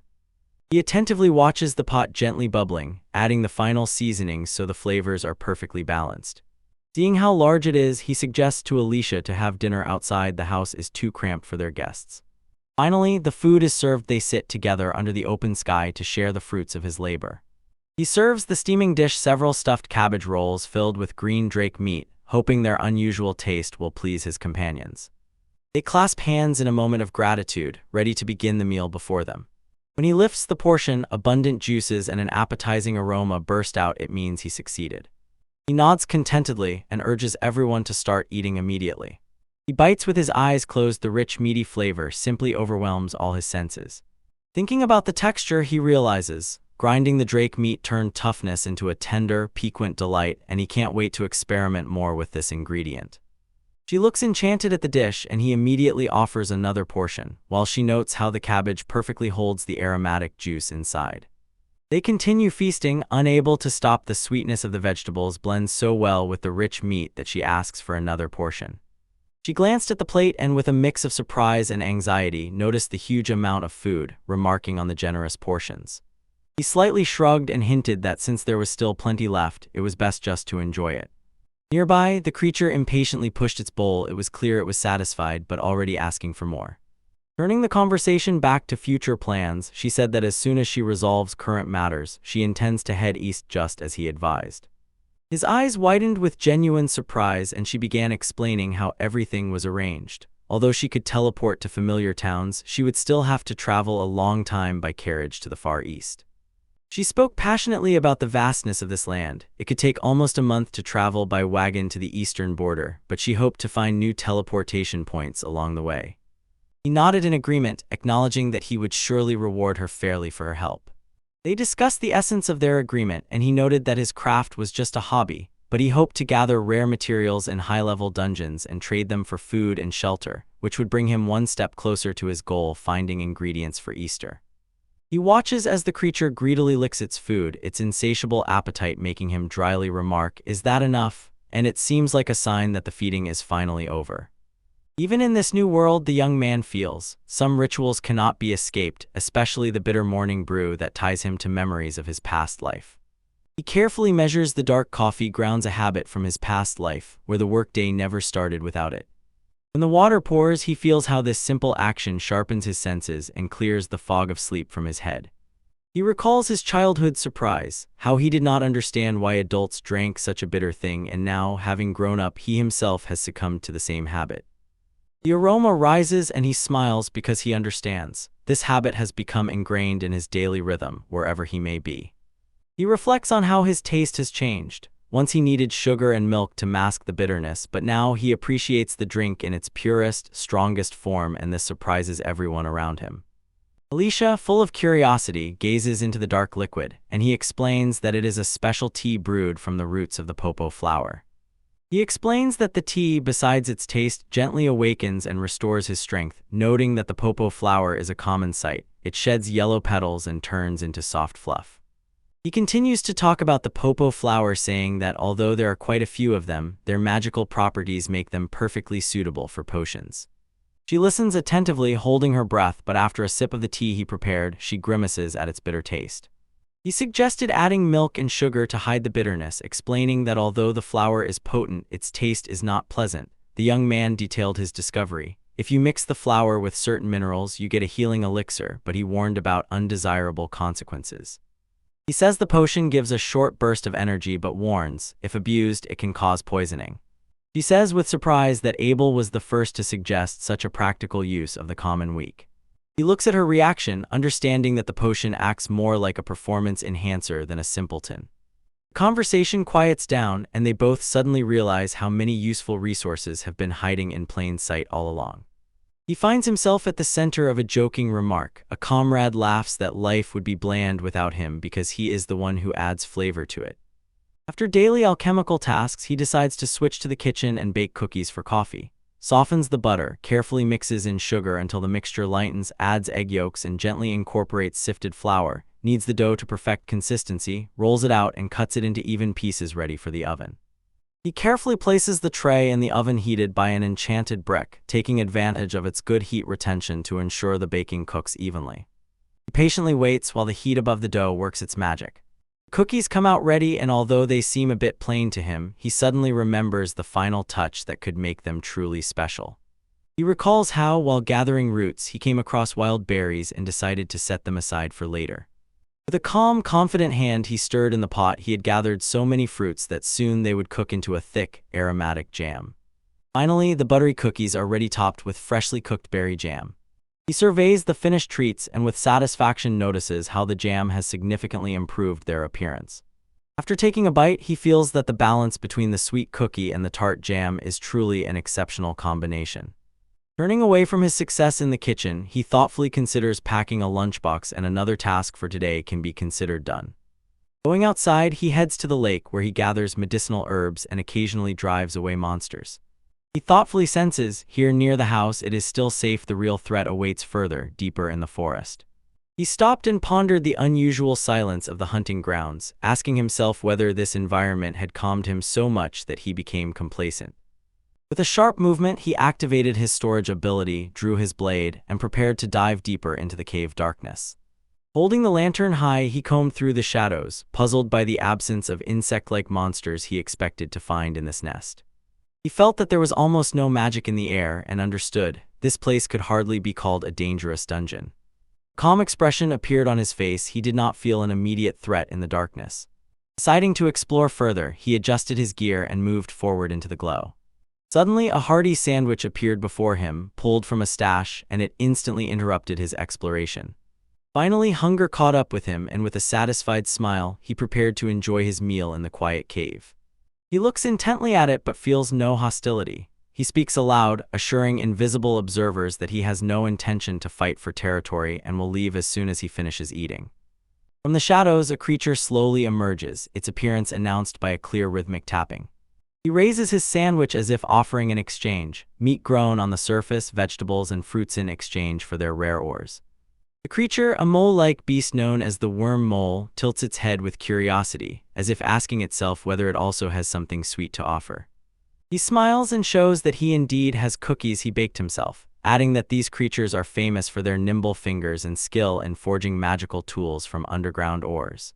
The worm mole accepts the gift, its tiny hands greedily grabbing the wood. When the creature tastes the sweetness, its face lights up with pure delight. This gesture instantly breaks the tension. The creature and its comrades gather around him, joyfully accepting the food and signaling the unexpected alliance begins. He proposes a deal, things from the surface in exchange for rare underground minerals, and Planche asks the creature if it can fulfill his specific requests. The creature impatiently accepts the offer and noisily demands more cookies as a reward for its cooperation. He carefully examines the item he received, noticing its high quality and unique properties that reveal themselves to him. He hesitated, noting that the cookies were too expensive, but the creature still insisted on being given more. The creature extends a pouch of black pepper and warns him that it is so strong that if opened carelessly, it will cause sneezing. He smiled. The pepper is expensive, but he still has a supply from previous travels, so he gladly exchanges it. He reveals his true interest, saying that he is looking for exactly those minerals and precious stones that can hold magical spells, which causes genuine excitement among the creatures. They agreed and promised to prepare various materials for the next meeting, while he meanwhile pondered his unexpected discovery. He approached and introduced himself to the creature, saying that he is a man who lives on the edge of the forest, and the creature replied that it is a talpa. When understanding arose between them, he extended his hand to seal their new partnership. Small creatures gather around him, their appearance indicating a successful start to their trade. Realizing the time, he decides to return. The forest turned out to be treacherously deep, and every step was hard for his body. He had just started to leave, and suddenly a silent horned creature appears, from which he cannot shake the thought, was this meeting really accidental? He addresses the creature, explaining that he does not intend to invade the most remote corners of the forest where the moles live, and wants their conversations to remain private and limited. The monster looks at him as if considering his words, hinting that it might eventually tell Abel about it. He watched as the creature retreated, thinking about the secrets of the forest and the danger that would arise if others found the mole burrows and began extracting minerals from them. He watches the horned creature intently, a heavy burden of secrecy pressing in his mind, and he only wants to obtain the necessary resources through peaceful trade, fearing that revealing the mole's refuge will only provoke conflict with other races. Turning his attention to the present, he dismissed all these worries about noble rights and political quarrels, sincerely thanked for the simple quiet life he desires, shrugged, invited his companion to return home for lunch, and aloud asked if the creature intended to join. He approaches the shop, and the young adventurer almost asks himself with his heart whether his companion really intends to go with him on this delivery. With a teleportation mage nearby, the journey would be easy, yet he still walks to the storefront. He greets the saleswomen, showing the goods he brought on this visit. The women warmly welcome him and sincerely thank him for the ongoing cooperation. They smiled and introduced themselves as sisters Alicia and Kirchai, saying they know Abel, the traveler who often turns to them for help. She smiles, politely introduces herself as Abel, a mage, and kindly welcomes him to the shop. He begins to display his goods, enthusiastically talking about the properties of his usual healing and refreshing potions, and especially highlights a new ointment that fights muscle fatigue and gives a boost of vigor. The sisters enthusiastically noted his quality goods, emphasizing that his potions are famous for their effectiveness. He hands them a sample of the new skin ointment and warmly explains how it heals dry and cracked skin. They gratefully accept it. He hands the sisters a small jar, his freshest alchemical creation, explaining that it is a fragrant ointment made from crow flowers. She carefully examines the jar, smells the pleasant scent, and asks if it is for skin care. He nods in confirmation. The sisters sincerely thank him and immediately become eager to try the ointments that tighten and relax. Meanwhile, the mage Abel interrupts, jokingly demanding a share of the ointment, which greatly surprises the others who do not understand why he is interested in skin care. He shrugs and brushes off the teasing, saying that trying new things is quite natural, while the conversation meanwhile shifts to the arrival of the ordered agricultural supplies. The boy with shining eyes runs up, enthusiastically praising the ointment he was given, and says that now lifting heavy things has become much easier. He goes deeper into the shop to collect the money for the potion, leaving the others to continue the conversation. When the deal is completed, the sisters curiously glance at his unique calculating instrument and wonder what methods he uses to conduct his trade. Dill listens attentively, her curiosity ignited by the ingenuity of this device. She jokingly asks if he will make one for her as well, yet still wonders if a mage even needs a merchant's tool. The sorceress admits that every time she sees a new useful thing, a desire ignites within her and says that the ability to do calculations would be indispensable for official work. The next day he comes to the market and Kirchai warmly greets him as the noisy 5-day fair begins. He sets up his stall, laying out small items and jewelry, each imbued with various charms. The table carefully examines the goods and sincerely notes, "These are not just trinkets, these are exquisite magical tools." She pointed to a hair ornament that changes color and to a water vessel with thermal insulation, ironically asking if you are now making gear for secret operations. She closely examines the brooch in his hand, asking what the idea behind such a design is, and he with a slight smile says that it might appeal to fashionistas, although he adds that its size allows even a man in disguise to wear it. He jumped at her suggestion that he make one for her, and immediately explained that he did not mean that at all. She firmly advises not to sell his goods to the nobility, they only bring headaches, so she insists on introducing him to a decent trade guild so that his inventions get into the right hands without hassle. He listens as she insists whether he has really registered his new creations with the guild. She suspects that he prefers to avoid that paperwork hassle. She suggests going together to the royal capital. There she will help him join the guild and introduce him to the city's trading circles. He agrees with the plan and understands that proper registration is necessary, and she smiles contentedly. Everything is settled. A moment later, a client distracts him, and he does not notice new visitors entering until someone nudges him to raise his head. He pays attention to the new clients, smilingly explains how the hair ornament that changes color works, and offers to adjust it to a different shade if they want. He gestures for the client to try on the magical hair ornament and watches with delight as she eagerly clips it into her hair. She admires the transformation with delight. Her hair is now bright gold, and she happily agrees to pay the price, 2 large silver coins. He explains how to care for the item, warning that the magical stone will fade when its power wanes, but it can be recharged to continue using it. The deal is completed. He hands her a sample of cream that smooths the skin, as he intends to soon display it in the merchant guild. When another buyer approaches and asks for a different color, he quickly prepares a second accessory, ensuring the same quality for the same price. The shop is bustling. A constant stream of visitors leaves him no free moment. He is fully occupied working on his inventions. Outside, the noisy market dances its daily rhythm, unaware of the little wonders sold in this stall. Abel, noticing his intense concentration, advises him to take a break and hands him a sandwich to quell his hunger. He stops working and looks up when asked about the complex enchantments on his silver products. He explains that he simply applies magic directly, though he admits the process is becoming more refined. He eagerly explains the technique. By melting mistletoe and mixing it with magic-infused silver, one can achieve much more complex enchantments than allowed by conventional methods. The mention of mistletoe confused the client, and he patiently explained which exact materials he meant. The longer the conversation lasts, the more keenly he feels how difficult it is for him to get along with women. Alongside the sophistication of his client, his own insecurity and awkwardness seem even more noticeable. She awkwardly apologizes for her previous inattentiveness, and he kindly allows her to try on one of his enchanted brooches. As soon as she saw the brooch, she was immediately enchanted. Her eyes opened wide, and she insisted on buying it right there. He accepts the payment, modestly apologizing for his previous awkwardness in communication and brushing it off with a satisfied smile. Before she sets off, he hands her the prototype as a gift and asks her to touch it so she can feel its unique properties. He gently and attentively explains to his client how to properly apply the magical ointment, making sure she understands how to remove and reapply it to achieve the best effect. When the transaction was completed, he invited her to return on the next market day, and she jokingly teased him about his obvious weakness for milk. When the buyer walks away, he smilingly greets the newcomers Kerch and a young boy who came to check on how his business is doing.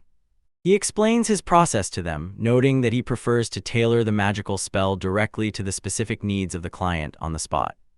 The boy watches the enchantment live with admiration, but honestly admits that he does not know what exact effects to expect from this magic. He gently corrects the boy, advising that for beginners it is most practical and best to start with protective spells.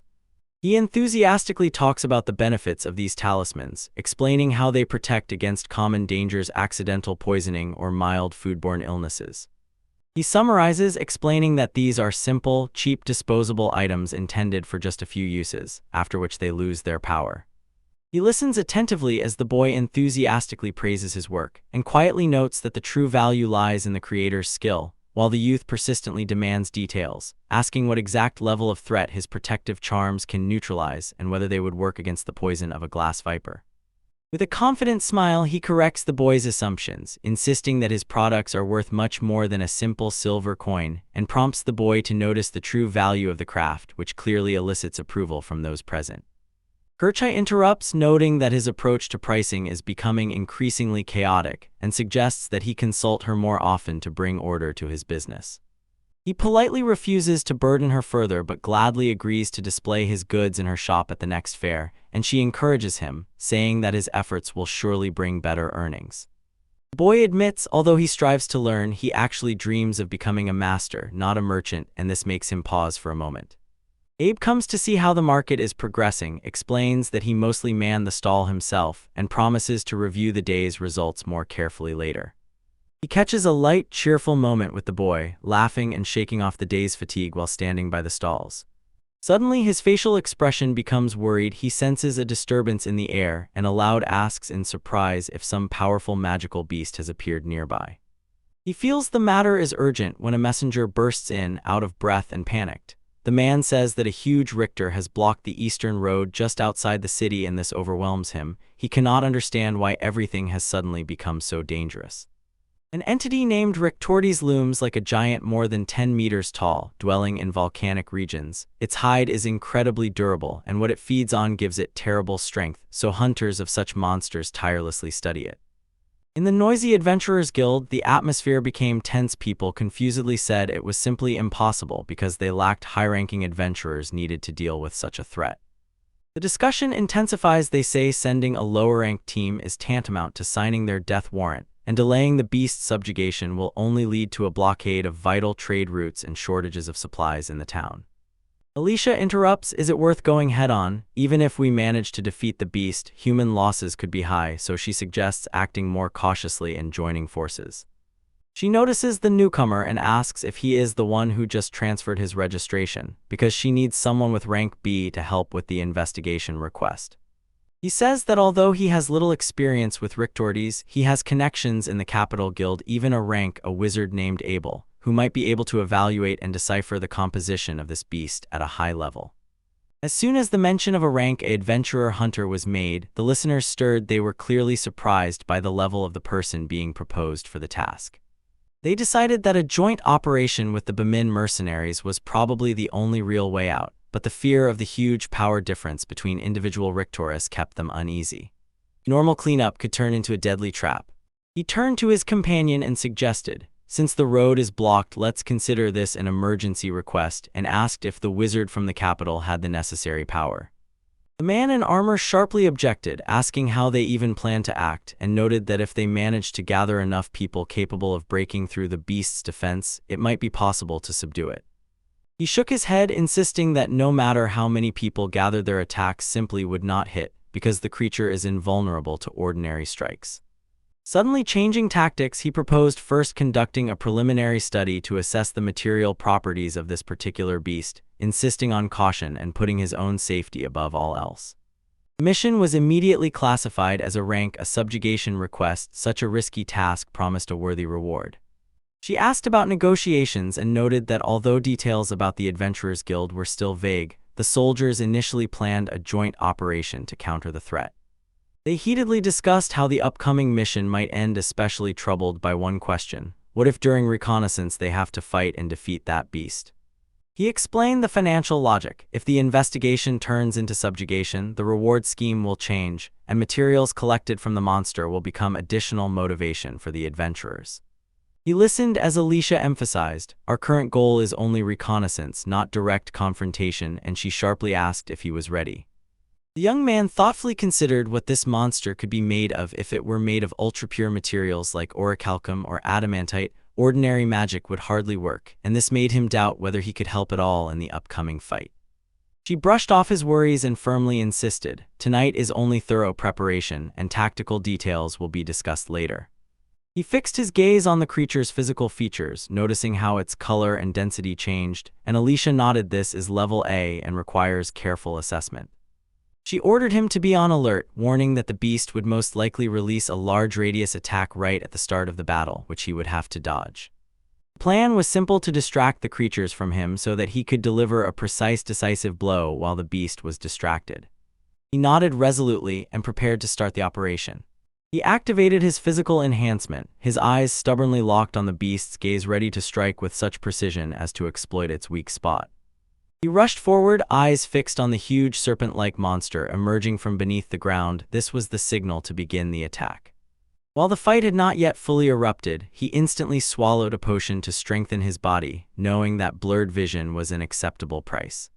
Channeling magic through enchanted boots, he performed a precise maneuver to counter the creature's devastating mass attack and completely neutralize its shockwaves.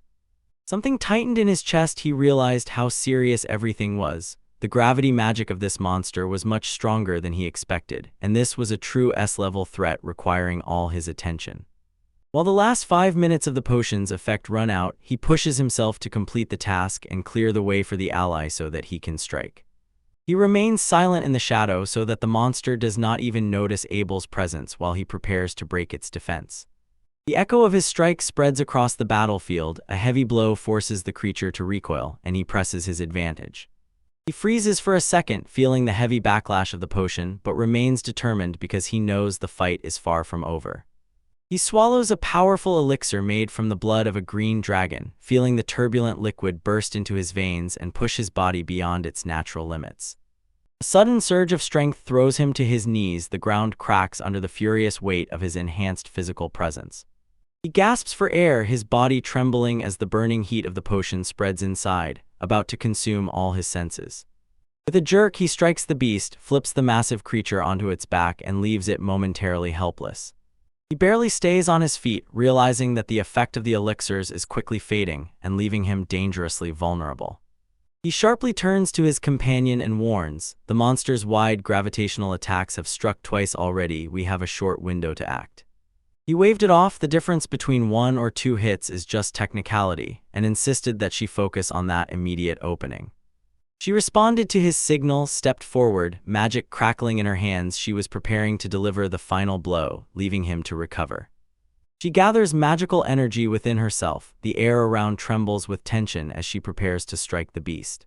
A creature named Lictordes proves resistant to both physical and magical attacks. Its skin absorbs the entire barrage of the assault. Realizing that even the most terrifying beast needs air, she compressed the space around it and effectively suffocated the monster. When the vacuum takes hold, she cuts the creature off from everything around, and it is powerless, convulsively gasping for air.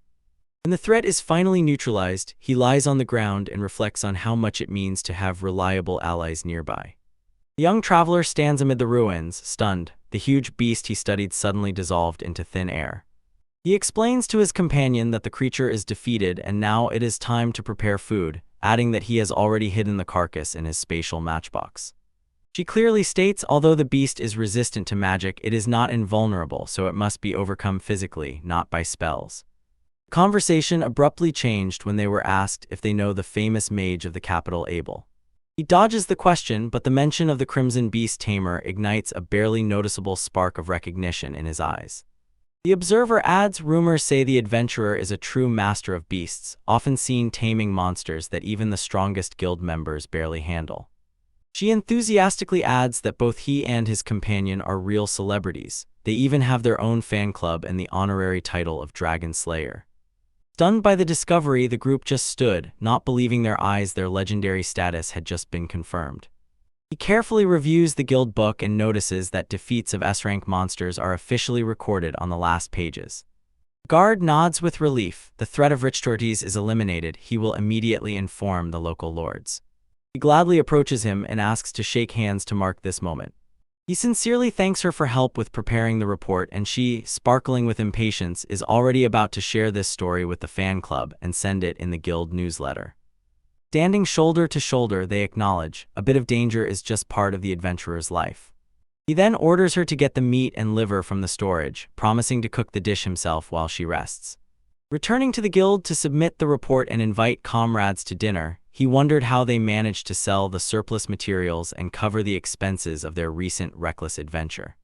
He sets about chopping the huge pile to get to the meat ready to keep his promise and arrange a feast. He carefully lays out the ingredients for the feast, presenting the rector with his meat, liver, and fresh vegetables. Recalling his past life, he remembered that the properties of this creature reminded him of a turtle with a soft shell and made him experiment with traditional soy seasoning.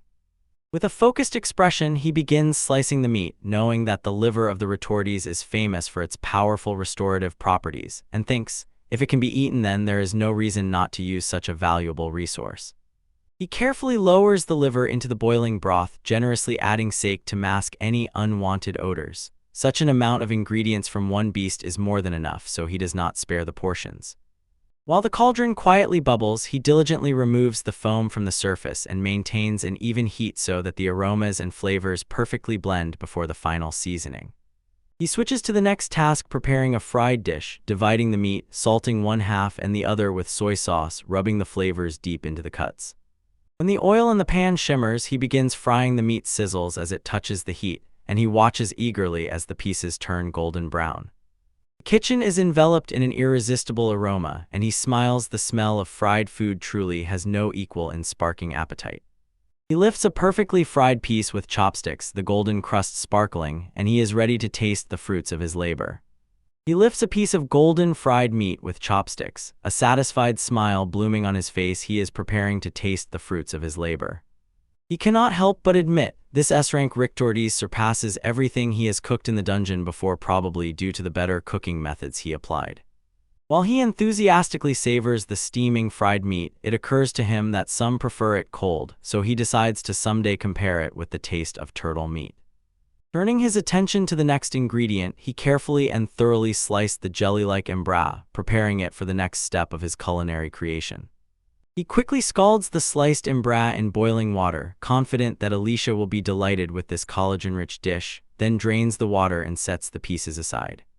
With skillful hands, he combines the prepared fried meat with thinly sliced cucumbers in a bowl, seasoning the mixture with a precisely measured pinch of salt, sugar, and vinegar.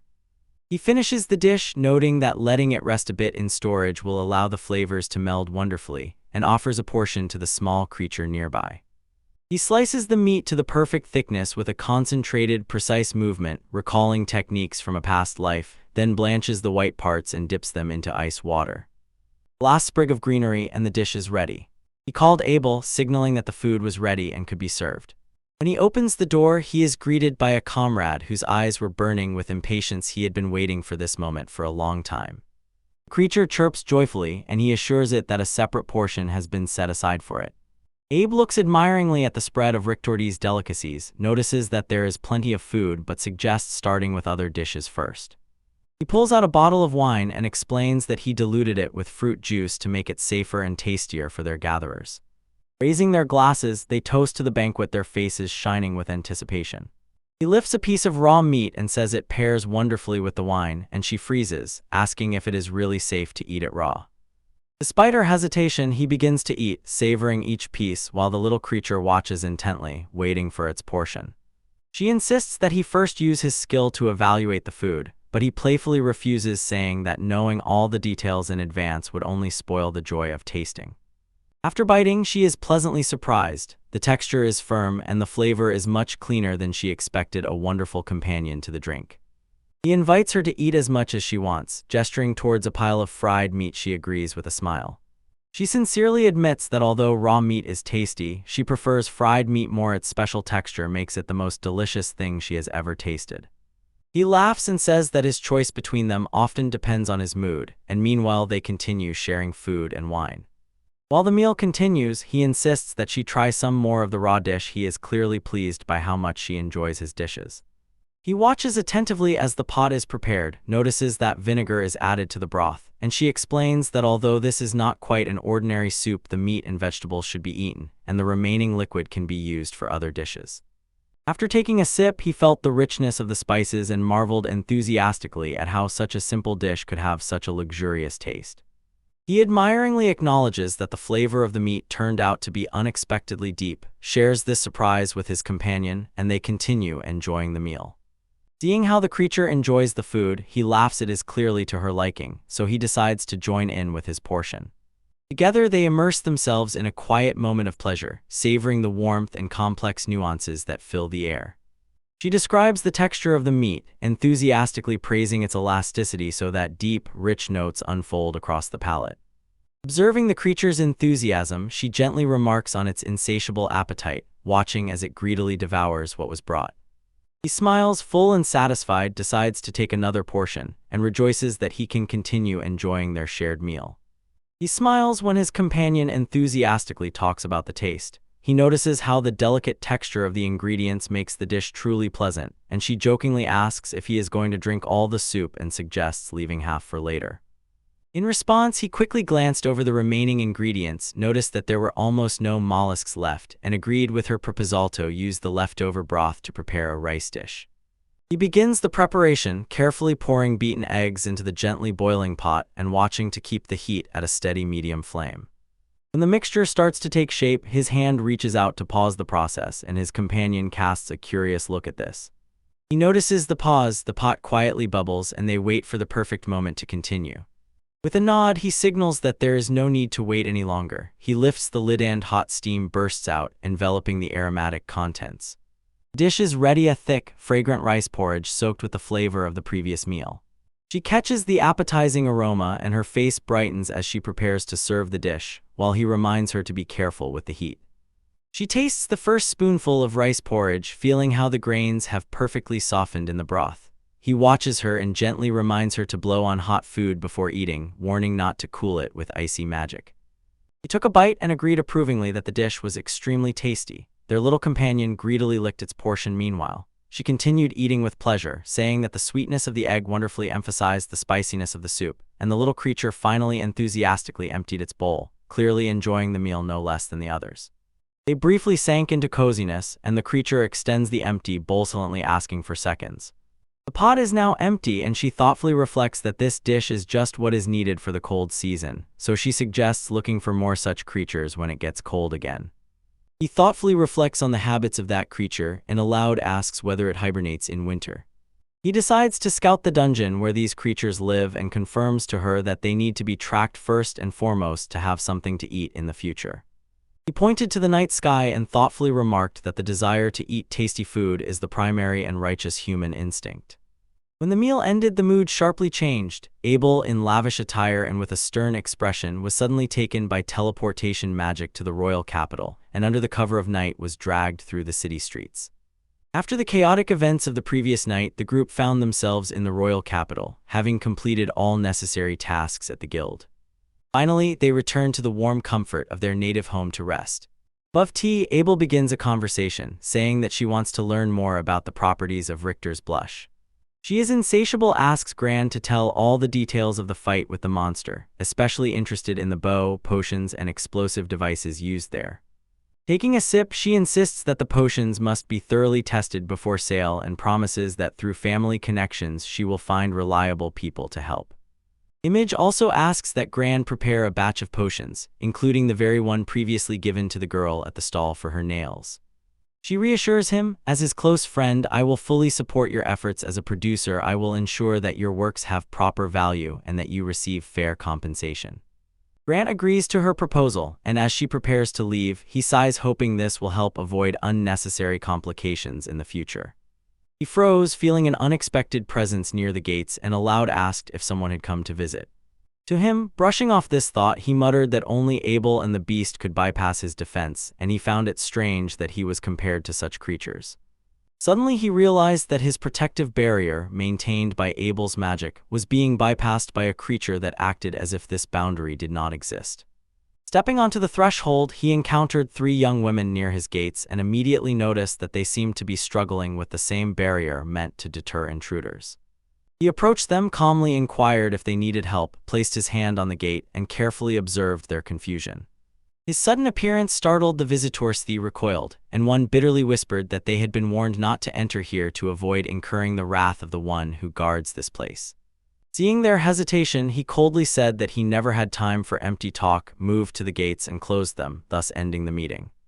When the gates closed, the young women stretched out their hands in despair and begged him to wait. He stops his work, looks through the gates with a puzzled expression, and asks what these visitors might want from him. The 3 young women exchanged glances. They felt that a magical trace of a person named Lotto still lingered in the house. They describe the person they are looking for, a tall, fair-haired man, and freeze in fear when he suddenly appears before them and demands to know why they are interfering in his affairs. He categorically rejects their claims, says that no one by that name lives there, and that he has never even seen such a person. Visitors still did not believe, whispering among themselves that it was hard to imagine someone like Lotto living among people, so perhaps they just accidentally came across his trail. He stands by the gates and looks at them, making sure they found no one, and asks if they finally have enough to leave. When they linger, his suspicion grows stronger, whether they really just got lost or if they are actually malicious intruders trying to rob a human home. He firmly tells them it's time to go, politely but decisively waves his hand, and watching them leave, closes the gates behind their backs. He watches as 3 visitors crowd around the sweets he offered. Their excitement is visible in every movement as they decide whether they can eat them before Lotto notices. Waving his hand, he says, decide for yourselves to eat these treats or not, and asks them to be careful on the way home.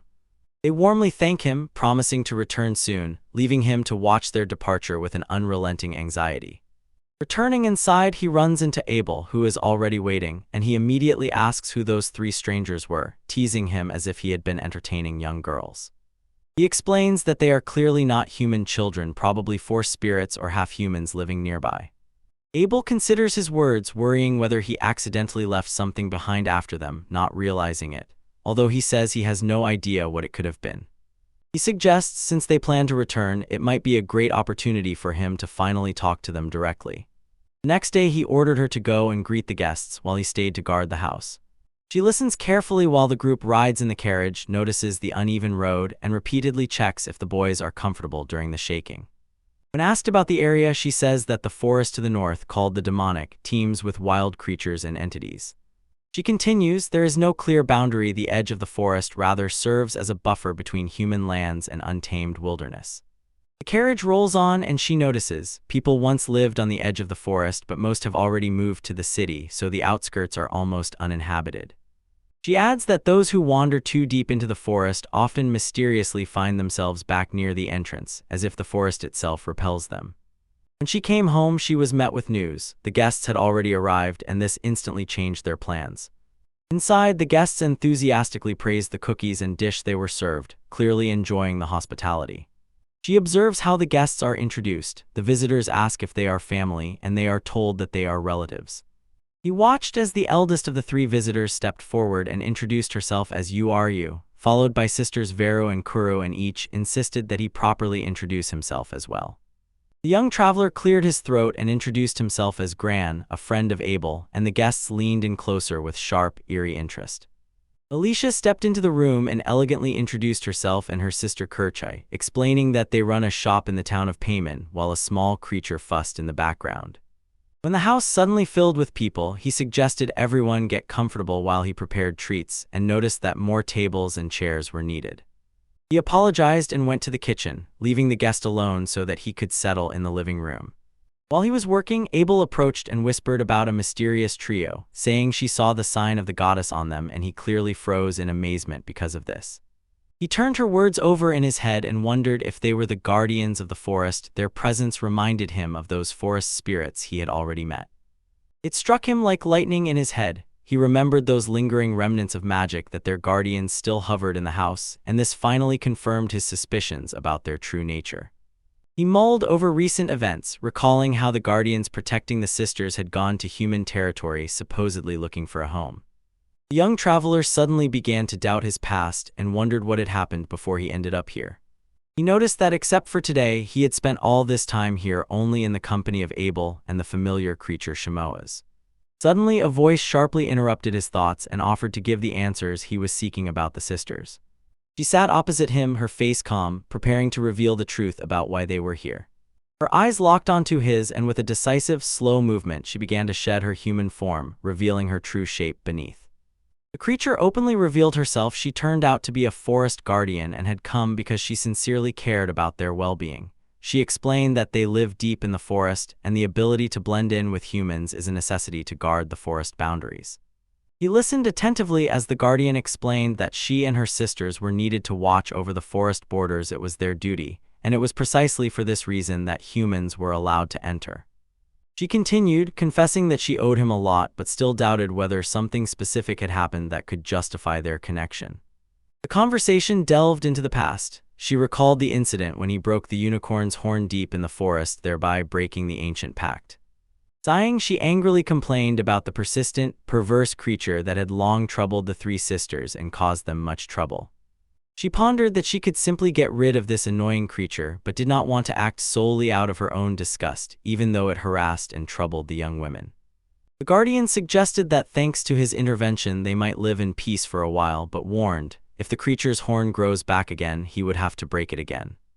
When the tension subsided, she waved her hand toward the food being prepared and warmly invited him to join the sisters for a small lunch.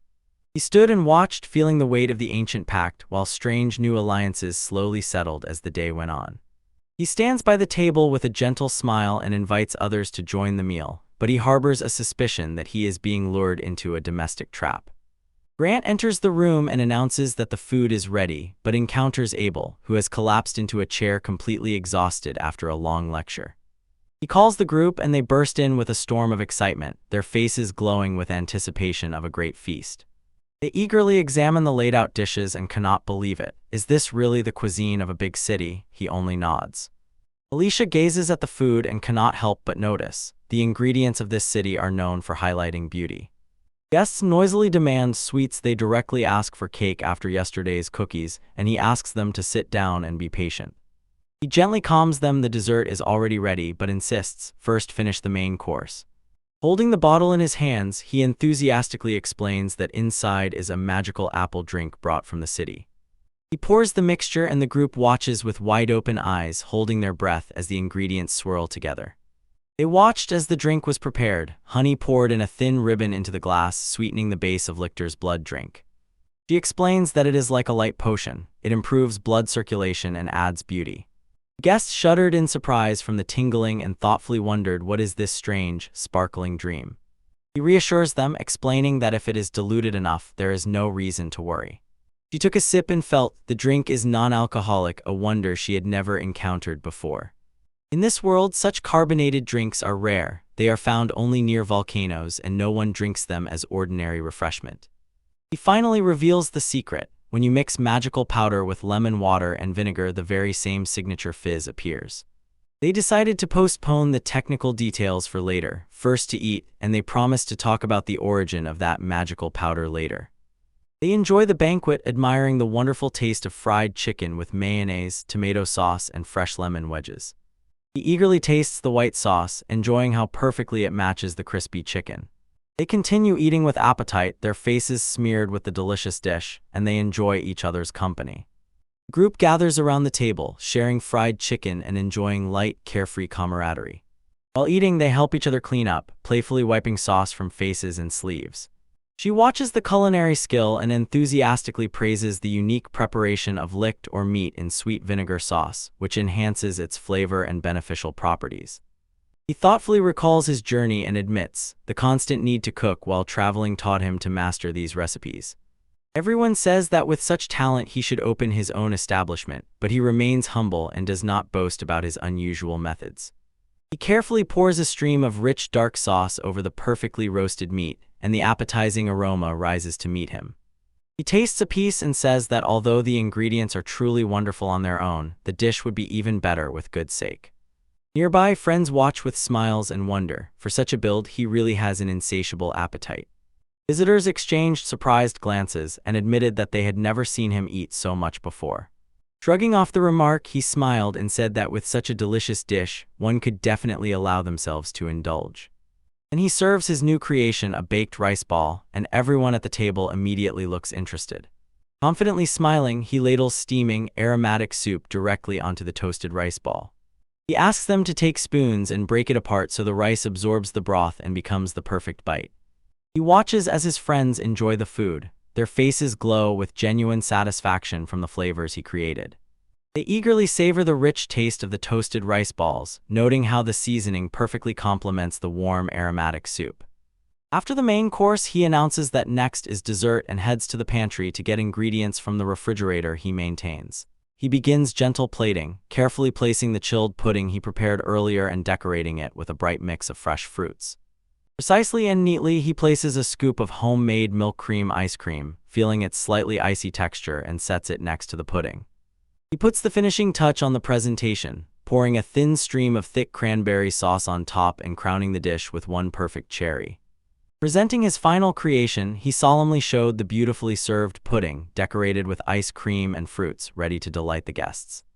They froze at the exquisite dessert, captivated by the vanilla aroma and amazed by the thought that finding such a delicacy on their travels was almost impossible.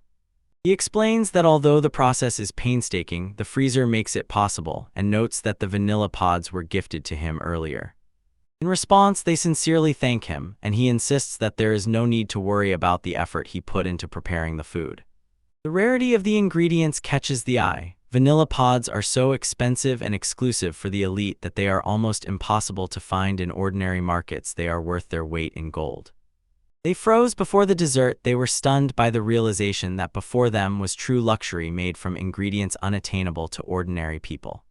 He gently urges them, eat before the ice cream melts, set aside thoughts about its price, and simply breathe in the aroma, savor the pleasure. Visitors look at the dessert on the plate with pure admiration, their eyes wide open. They admire its beautiful presentation. One of them carefully tries the pudding and marvels enthusiastically at its special, delicate texture and the pleasant aroma filling the air. As soon as everyone begins to eat, the room fills with genuine joy. Their faces shine as they savor the sweetness of the tree. They exchange a moment of sincere gratitude, realizing how much effort was invested in preparing this delicious treat. He smiles and explains that the ingredients were gathered from nature, gladly sharing this gift with them, but gently warns not to touch someone else's portion. They savor the cold, sweet delicacy, and their faces soften as the taste envelops them. Quality impressed them so much that they enthusiastically admire his unexpected talent in creating this exquisite dessert. She thoughtfully feels the texture, marvels at how it melts effortlessly, and regrets not bringing from the capital that magical cooling box to preserve such treats. He admits, although adventures used to be his main business, he did experiment with making cold treats to their great delight. She looks toward the pantry, says she plans to stock up on these frozen products, and asks if they need anything else. He encourages her, saying that if it means more ice cream, he will gladly provide the necessary magic stones. He assures the group if the forest has the needed ingredients, he will go and gather them himself. In response, the girls gladly offer their help and eagerly rush to assist with the preparations. He smiles and promises to always keep supplies on hand so they can come and eat whenever they want. While the conversation continues, others hold their breath, listening carefully and considering how best to allocate the rooms in their suite. The boy asks if they could help obtain materials, saying they could just pop into the nearest town and take whatever is needed. He agrees, saying such help is invaluable, and advises leaving someone at the shop to avoid causing trouble. Meanwhile, the sorceress assures if there is pudding, she will definitely come to taste it too, but the treat disappears in an instant, leaving only an empty plate behind. Grant sincerely thanks for the meal and says he is completely full, while the boy and Alicia listen gratefully. He enthusiastically noted how quickly everyone settled into their new life, giving credit to the constant support of Kerch and Alicia. The boy receives an apple pie as a gift, carefully wrapped so it doesn't spoil, and sincerely thanks them for their kindness. Gran prepares to depart, earnestly asking others to take care of themselves while he tidies the carriage to take the visitors away. He smiles and promises the three girls their own treat, but insists they wait until the next day to taste it. Meanwhile, during dinner, the girls discuss the recent mysterious absence of Lat, noting how a persistent smell of food seemed to follow her. She remains silent, her face thoughtful, considering her companion's remarks. Truth surfaces, Lotta secretly visited Gran's house to share food with Hema, habit noticed by those tracking her magical signature. They exchanged meaningful glances, suspicions confirmed when they realized their companion often visited that house. He suggests, since they are here, why not sit together at the table and have a snack? Perhaps it will ease the tension a bit. They couldn't help but notice how often visits occurred here and say that the trail of crumbs, or rather, the appetite itself, was impossible to ignore. She nervously justifies herself. As a forest guardian, she needs a lot of magical energy, which this food helps her restore, but her words are met with skepticism. They firmly declare, despite their youthful appearance, they are much older than any human and are not children at all. He is stunned by their statement, and they insist on demonstrating the power of the goddess's descendants as a token of gratitude for the food. They decide to head to the fields, impatiently wanting to show him what the forest guardian is truly capable of. He watches them go, replaying their words in his mind, and decides, although their origin is mysterious, they do not pose a threat to the forest and its inhabitants. He watches closely as the visitors approach the edge of the field, and they emit a faint, unnatural energy. One of the guardians kneels down, her face glowing with calm, preparing to bless the land. At her touch, the earth bursts with life, bright sprouts shoot upward, and he freezes, stunned by the sudden generous harvest. She turns to him with a mischievous smile, indicating that now it is her turn to show her special gift. She holds a stubborn, sleeping seed in her palm and explains that to awaken it requires much magical energy and nature's blessing, and she gently nudges the life inside. As she directs her power, the seed begins to stir and bursts from the ground with a sudden, turbulent growth that catches him by surprise. She recognizes the plant as a rare specimen from the East and warns, although it is poisonous if eaten raw, it has special properties. He thoughtfully looks at the jar of preserved fruit and realizes, if prepared correctly, soaked in alcohol or candied, that danger can be neutralized and turned into a delicacy. He explains that although he theoretically knows about this fruit, he has never actually seen it, and this makes his companions curiously ask if he is familiar with this land. She notices that the place where this fruit comes from has long been erased from human maps and may exist only in the deepest, most hidden corners of the forest, like an elven village. Smiling in response to the surprise, he says that everything he knows is only in theory, but still offers to show the old traditional way of preserving fruits in alcohol. They gather under the sprawling branches of a tree and watch as the process begins. With a sudden rhythmic sound, fruits began to appear on the branches and ripen rapidly. One of the observers, enchanted by the beauty of the flowers, suddenly realized that flowering and fruiting are simply the natural order in the forest. A lively debate arose in the company, whether to pick the fruits unripe or wait until they are fully ripe so that the drink turns out best, and one friend jokingly emphasized that they just want a drink. He thoughtfully senses all the shades of flavor and comes to the conclusion, a slightly sour unripe fruit refreshes more, while a ripe one gives deeper sweetness and denser pulp. Everyone fixed their eyes on him. His detailed knowledge of the fruit's taste prompted his friends to ask curious questions. They eagerly await the drink he is preparing, and one of the girls excitedly insists that now it is her turn to show her skills. She admits although she struggles with plants, she still grew trees, and now she is preparing to show her creation. With a sudden burst of dazzling light, she summons her creation, and it freezes from the very power of this manifestation. The dazzling glow slowly fades, and from beneath the ground emerges the figure of the creature she summoned. A huge, toothy creature emerges like a rose, twisting from life, and she proudly introduces him to her companion Flora.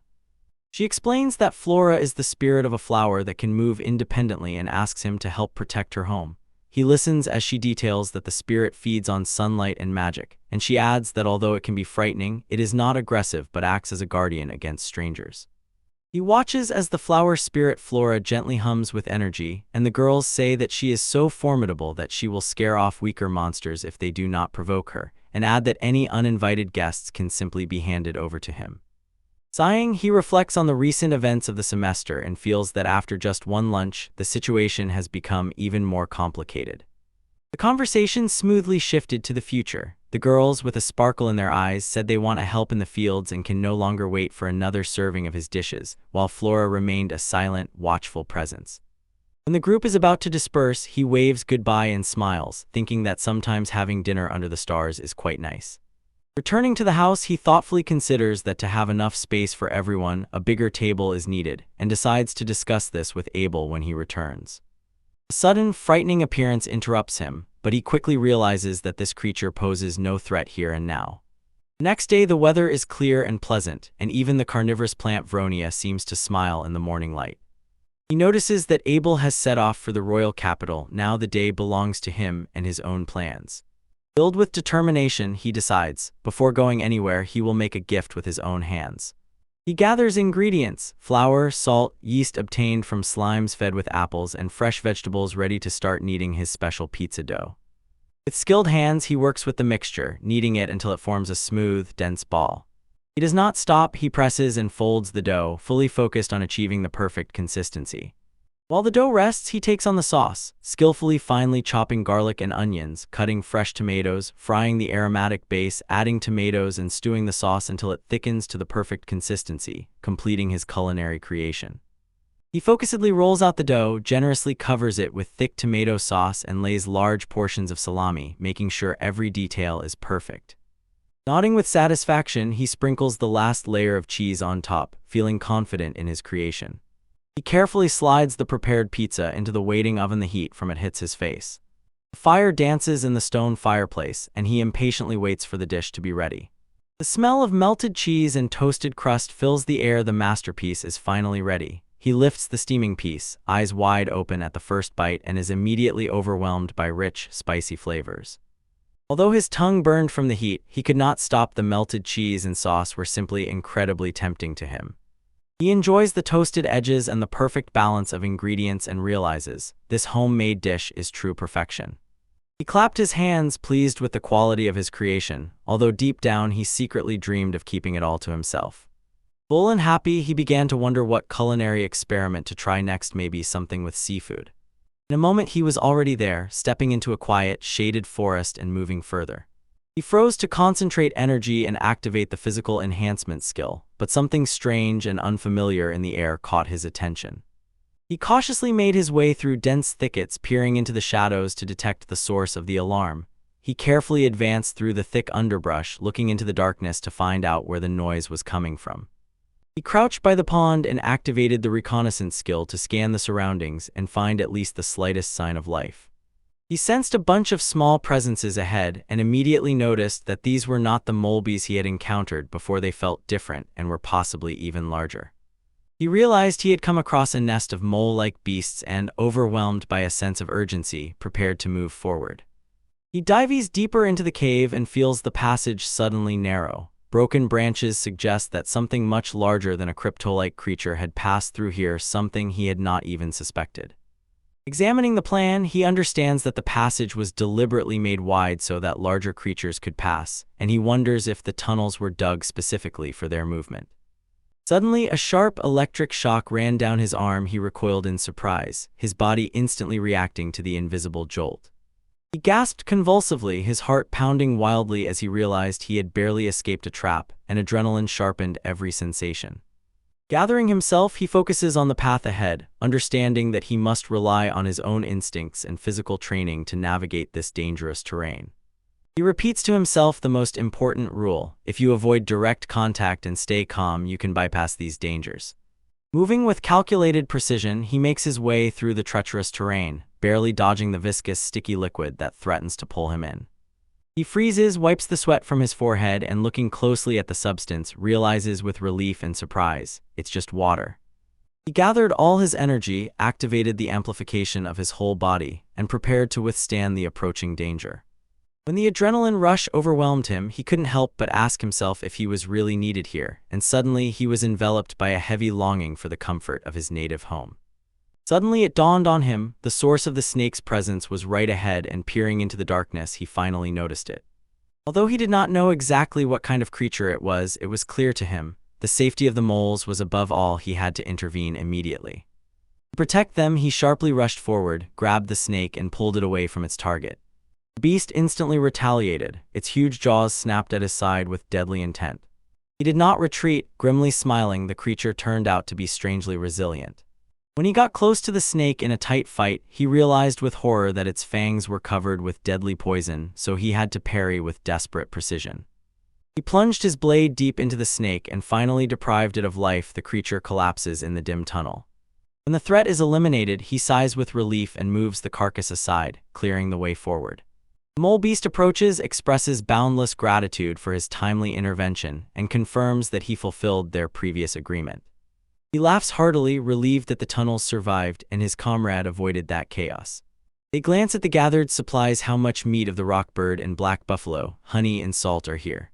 He begins to estimate the value of their loot and says that trading with the dwarves will bring much greater profit than selling elsewhere. Molebeast questions the logistics of such trade, and this makes him think about the extra effort needed to transport goods from the nearest town. He listens intently as his comrade insists. One must count not only the price of things but also the labor and time spent. The same advice Kerch gave earlier. He explains to his companion that for items that are hard to get, he will raise the price a bit to cover his labor, but emphasizes it is still significantly cheaper than buying from the dwarves. The molebeast glows with joy, extends cookies, apple pie, and pizza, and exclaims that he has heard legends about such delicacies from the surface.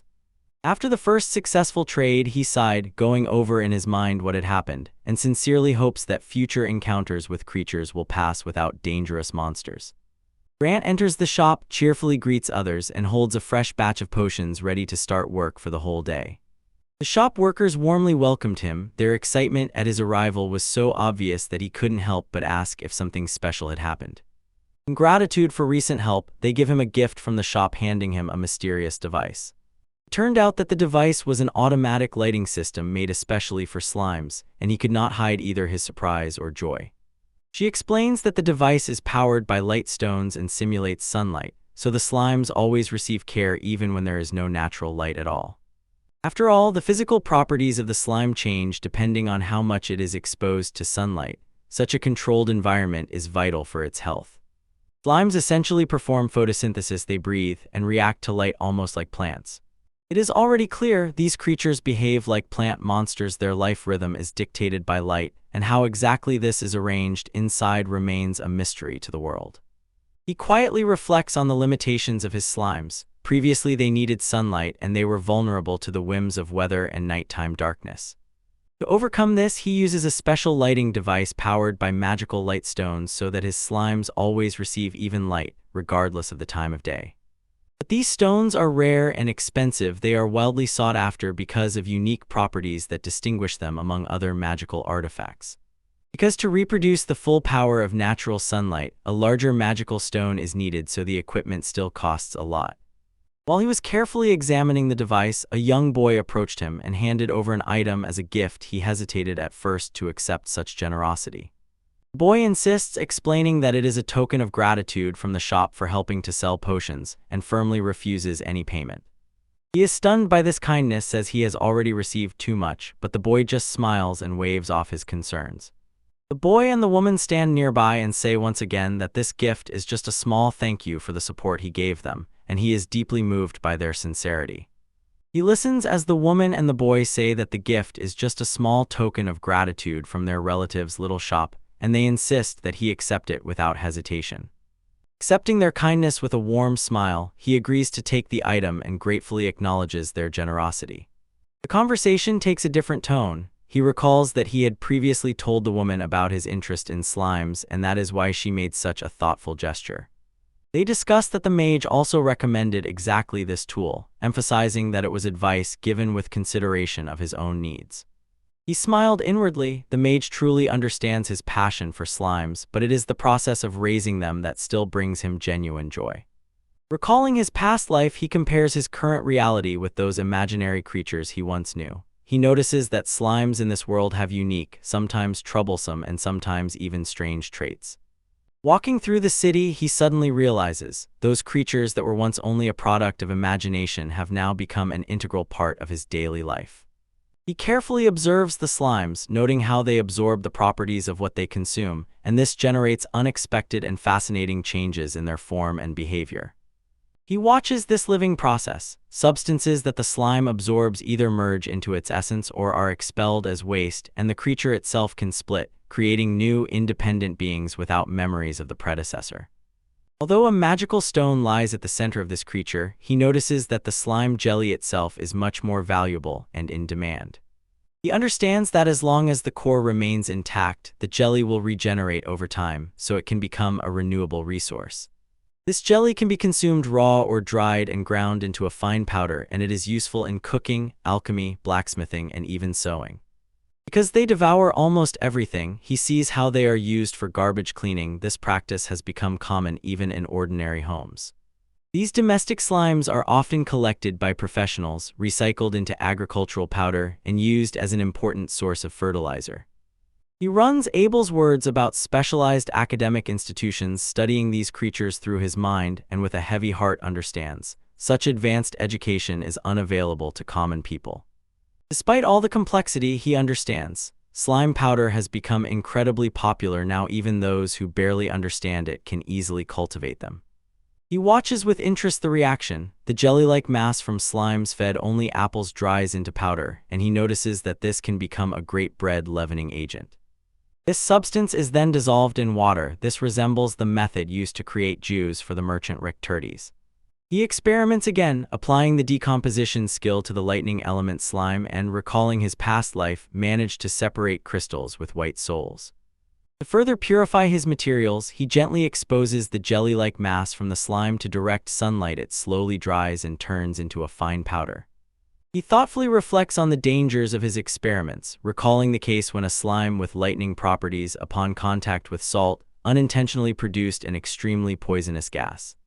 In a cramped basement laboratory, he keeps several slimes, each grown for a specific task to satisfy his various needs. The space has turned into a homemade research laboratory, equipped with everything needed for his ongoing experiments. He sincerely rejoices, applying knowledge from his past life, carefully balancing the skills of disassembling and reassembling to discover new possibilities without crossing boundaries. He sighed, gently hugged the slime to himself, and noticed that their number was increasing again. She looked with distrust. Did he really need to constantly increase their quantity, while he explained that he needed more tanks and bottles from the capital? He justified his actions, saying that they might be useful to him someday, and she firmly insisted that he had overdone it. She continued to worry, repeating how hard it was to cope with such a number of creatures, and he was momentarily left speechless. Her attention was drawn to the dark slime in the corner, and he explained that it was fed with nitromandric, a plant that explodes on impact. He calmed her down by adjusting the amount of water. He successfully prevented its explosion under pressure. She was stunned with horror, realizing what it meant. Would it explode like gunpowder if ignited? He confirmed her suspicion, showing how the slimy jelly could be soaked into fabric and dried to make a convenient fire starter. He sighed thoughtfully. Nitromagnetic really ignites fire excellently, but the rarity of the plant and the need for special storage make its mass production almost impossible.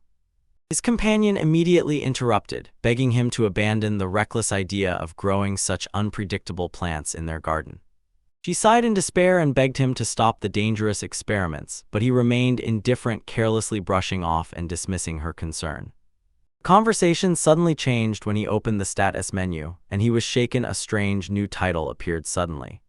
He looks at the screen in disbelief, not trusting his eyes. What does the designation, Slime Alchemist, mean, and where did this mysterious category of monster breeding skills suddenly come from? She, noticing his confusion, smiles and says that his continuous experiments with slimes are almost bordering on alchemy, and he, surrounded by his collection of slimes, complains that he lacks a more impressive title. The forest guardian begins another day. His usual rhythm is as constant as the sunrise. He walks through the morning fog, devoted to one goal: to protect the peace of this forest. Long ago, an unbreakable agreement was made between the forest inhabitants and the people who settled nearby, a bond that he still preserves. The laws of the forest are inviolable. Those who respect the boundaries can live in harmony with the forest, and those who violate the natural order must be removed. He watches over 3 sisters in his domain and has noticed more people have appeared near the edge of the forest. Among them stood out a young man named Grasp. Small creatures often bring him gifts, forest fruits, which he accepts as part of his duty to care for those he protects. He noticed that these gifts taste best when eaten together with his grandmother. Her cooking skills have become a true gift for him. The Guardian recalled a recent encounter. A mountain goat challenged Grant, but the young man decisively defeated him. He observes the mountain goat and notices that the one who used to enjoy getting into fights has since become strangely submissive after Grant broke his horn. The boy thinks that the goat would make a good dish, and the goat looks at him sternly in response, as if still remembering the humiliation of the broken horn. He contemplates the nature of this beast, a hybrid of a mountain goat and a forest spirit. Mixed blood keeps it small and pushes it into aggressive poses, as if it is constantly testing its own strength. The goat suddenly lunges forward, hooves thundering on the ground, and it tries to strike him with its horns in a burst of new defiance. He easily dodges the attack and notices how persistent and irritating this creature is. The young man decisively warned the beast to retreat, gesturing towards the dangerous mushrooms nearby. Their spores, if inhaled, cause uncontrollable laughter. When the creature moves away into the distance, he wonders whether to bless it, but suddenly notices that it has already disappeared from sight. He decides that the goat will manage on its own. Its resilient nature and the blood of the forest spirit will eventually regrow the broken horn. He froze before a simple wooden structure, holding a small strange creature in his hands, preparing to enter. Inside, an urgent reprimand immediately fell upon him. He was warned to quickly get rid of the unstable plants that emit gas which he had brought before they caused trouble. With a cheerful smile, he shows his findings, pleased that he finally found the things he was looking for. He studies the properties of Polarho liqueur, noting that although in its raw, sharp form it is hard to consume, it still becomes a powerful base for further refinement. He thinks pragmatically. Instead of spending money on expensive honey, it is better to rely on more affordable spirits to achieve his goal. He explains how that drink is aged. Although it takes months to mature, mixing it with fruits and sweeteners almost hides its sharp, raw intensity. He notices the reyun berries, suddenly realizing that they are the perfect ingredient to complement his current potion. He sees a slimy creature devouring the raw material for sugar crystals and understands, with its help, he can obtain the necessary ingredients for his potion. He carefully examines the polar fruit chow. Although the raw pulp is tasteless, its fibrous flesh can be processed into a sponge-like material, and it so reminds him of the plants he once grew in a previous life. Nodding with satisfaction, he finishes preparing the mixture, confident that this batch is ready for the next stage of refinement.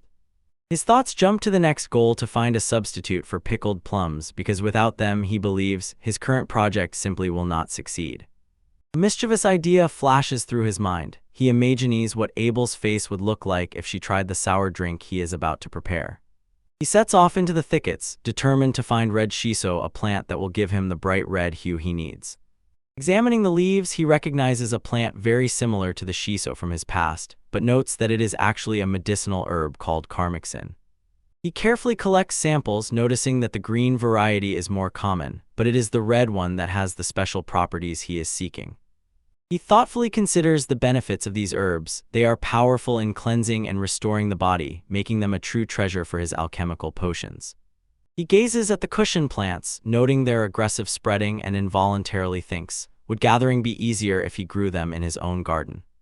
Suddenly he is overwhelmed by the sheer density of the foliage. He realizes that if it is not controlled, such growth could easily engulf the entire area. His thoughts rushed to culinary fantasies. He pondered that leaves and flower buds would make a tasty tempura.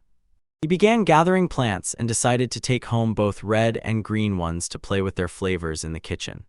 Sorting through his finds, he recognizes the karmaxaon herb and joyfully realizes he was lucky to find it, even though the season had already passed. He froze, reproaching himself for being too absorbed in the task and forgetting to stay alert to his surroundings. The silence breaks. He suddenly notices a mysterious little creature that flashed swiftly through the nearby bushes. He watches intently, his gaze fixed on the strange, horned features of the creature emerging from the shadows. He cannot believe his eyes, looking at the little horned creature, straining to recall if they had met before, while the creature mischievously mocks his confusion. Worried by the creature's sudden fall, he rushed forward to check if it was all right. He persistently tries to treat the creature's wounds, warning that ignoring them could lead to infection or worse, although the creature stubbornly refuses treatment. The creature recoiled at the sight of his medical supplies and demanded to know what he intended to do, to which he calmly replied that it was just medicine. He offers a small sweet treat to soothe the creature and sees it cautiously try it, eyes wide open with curiosity. When he begins applying the medicine, the creature whimpers in pain, but he firmly tells it to endure the burning for the sake of recovery. He continues working with calm hands, soothing the creature, assuring it that the worst is already behind, and moves on to treating the wounds on the creature's hand. When the treatment was finished, he promised a treat at the end, and that convinced the creature to agree to cooperate. He carefully ties the last bandage around the creature, gently assures it that the treatment is complete, and reminds it of their agreement about the reward. He then hands the creature a pair of protective gloves and explains that they will protect its skin from sharp branches and insect bites in the forest.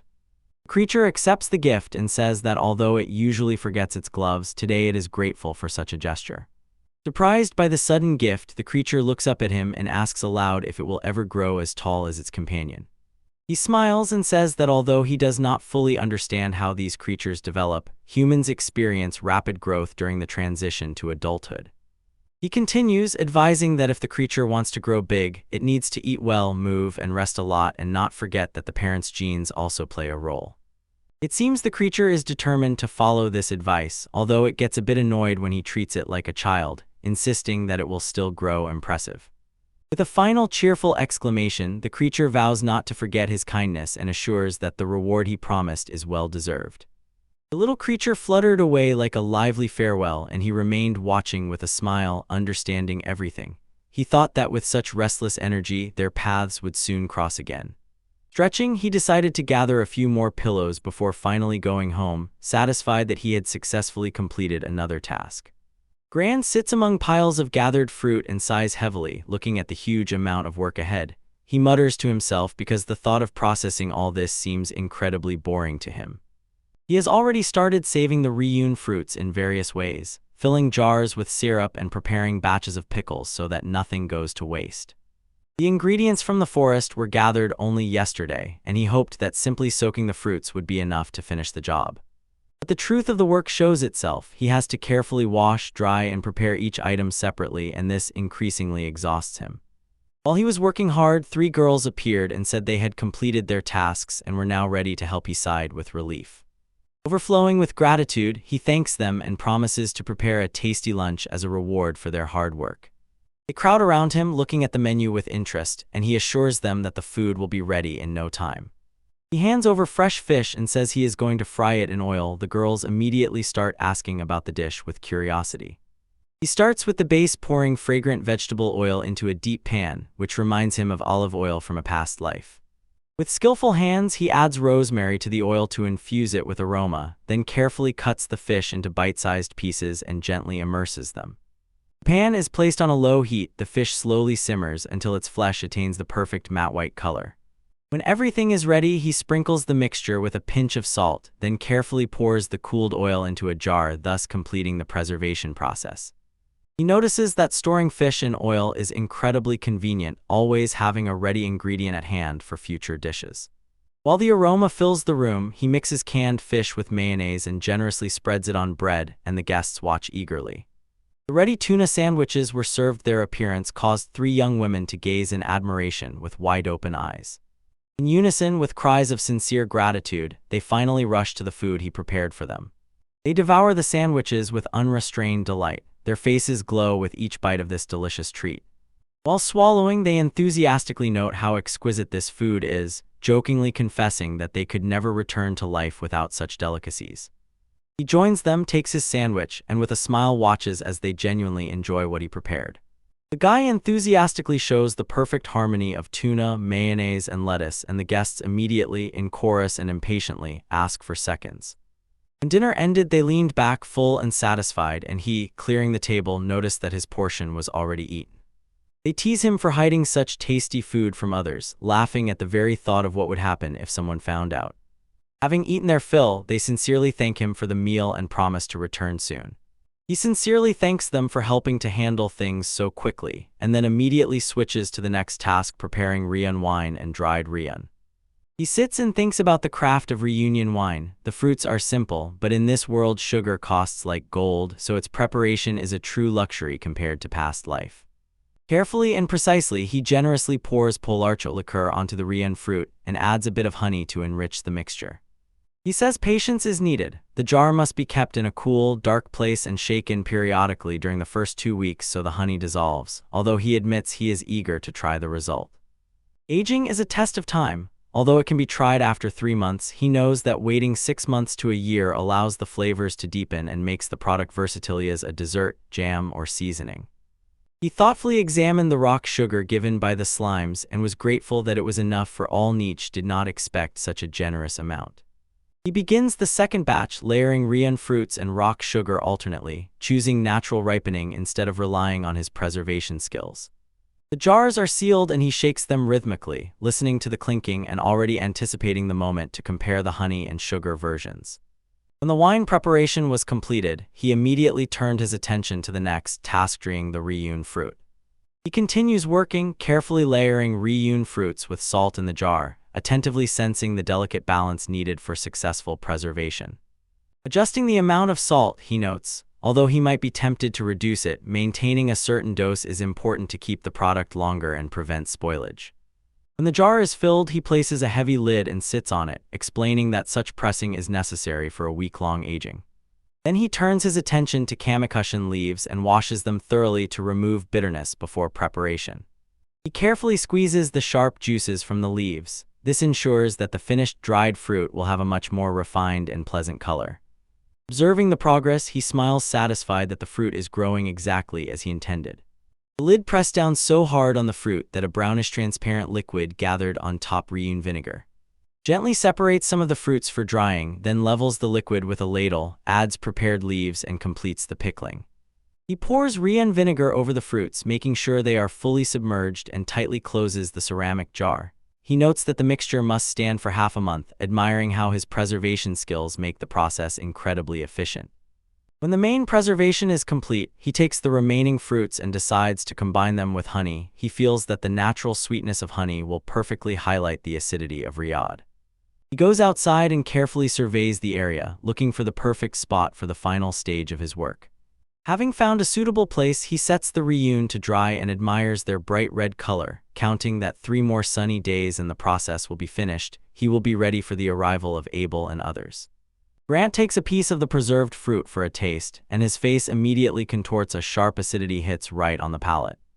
He jokes about how his diet is affecting his health, admitting that he probably should salt less, but simply cannot resist the temptation of delicious pickled plum.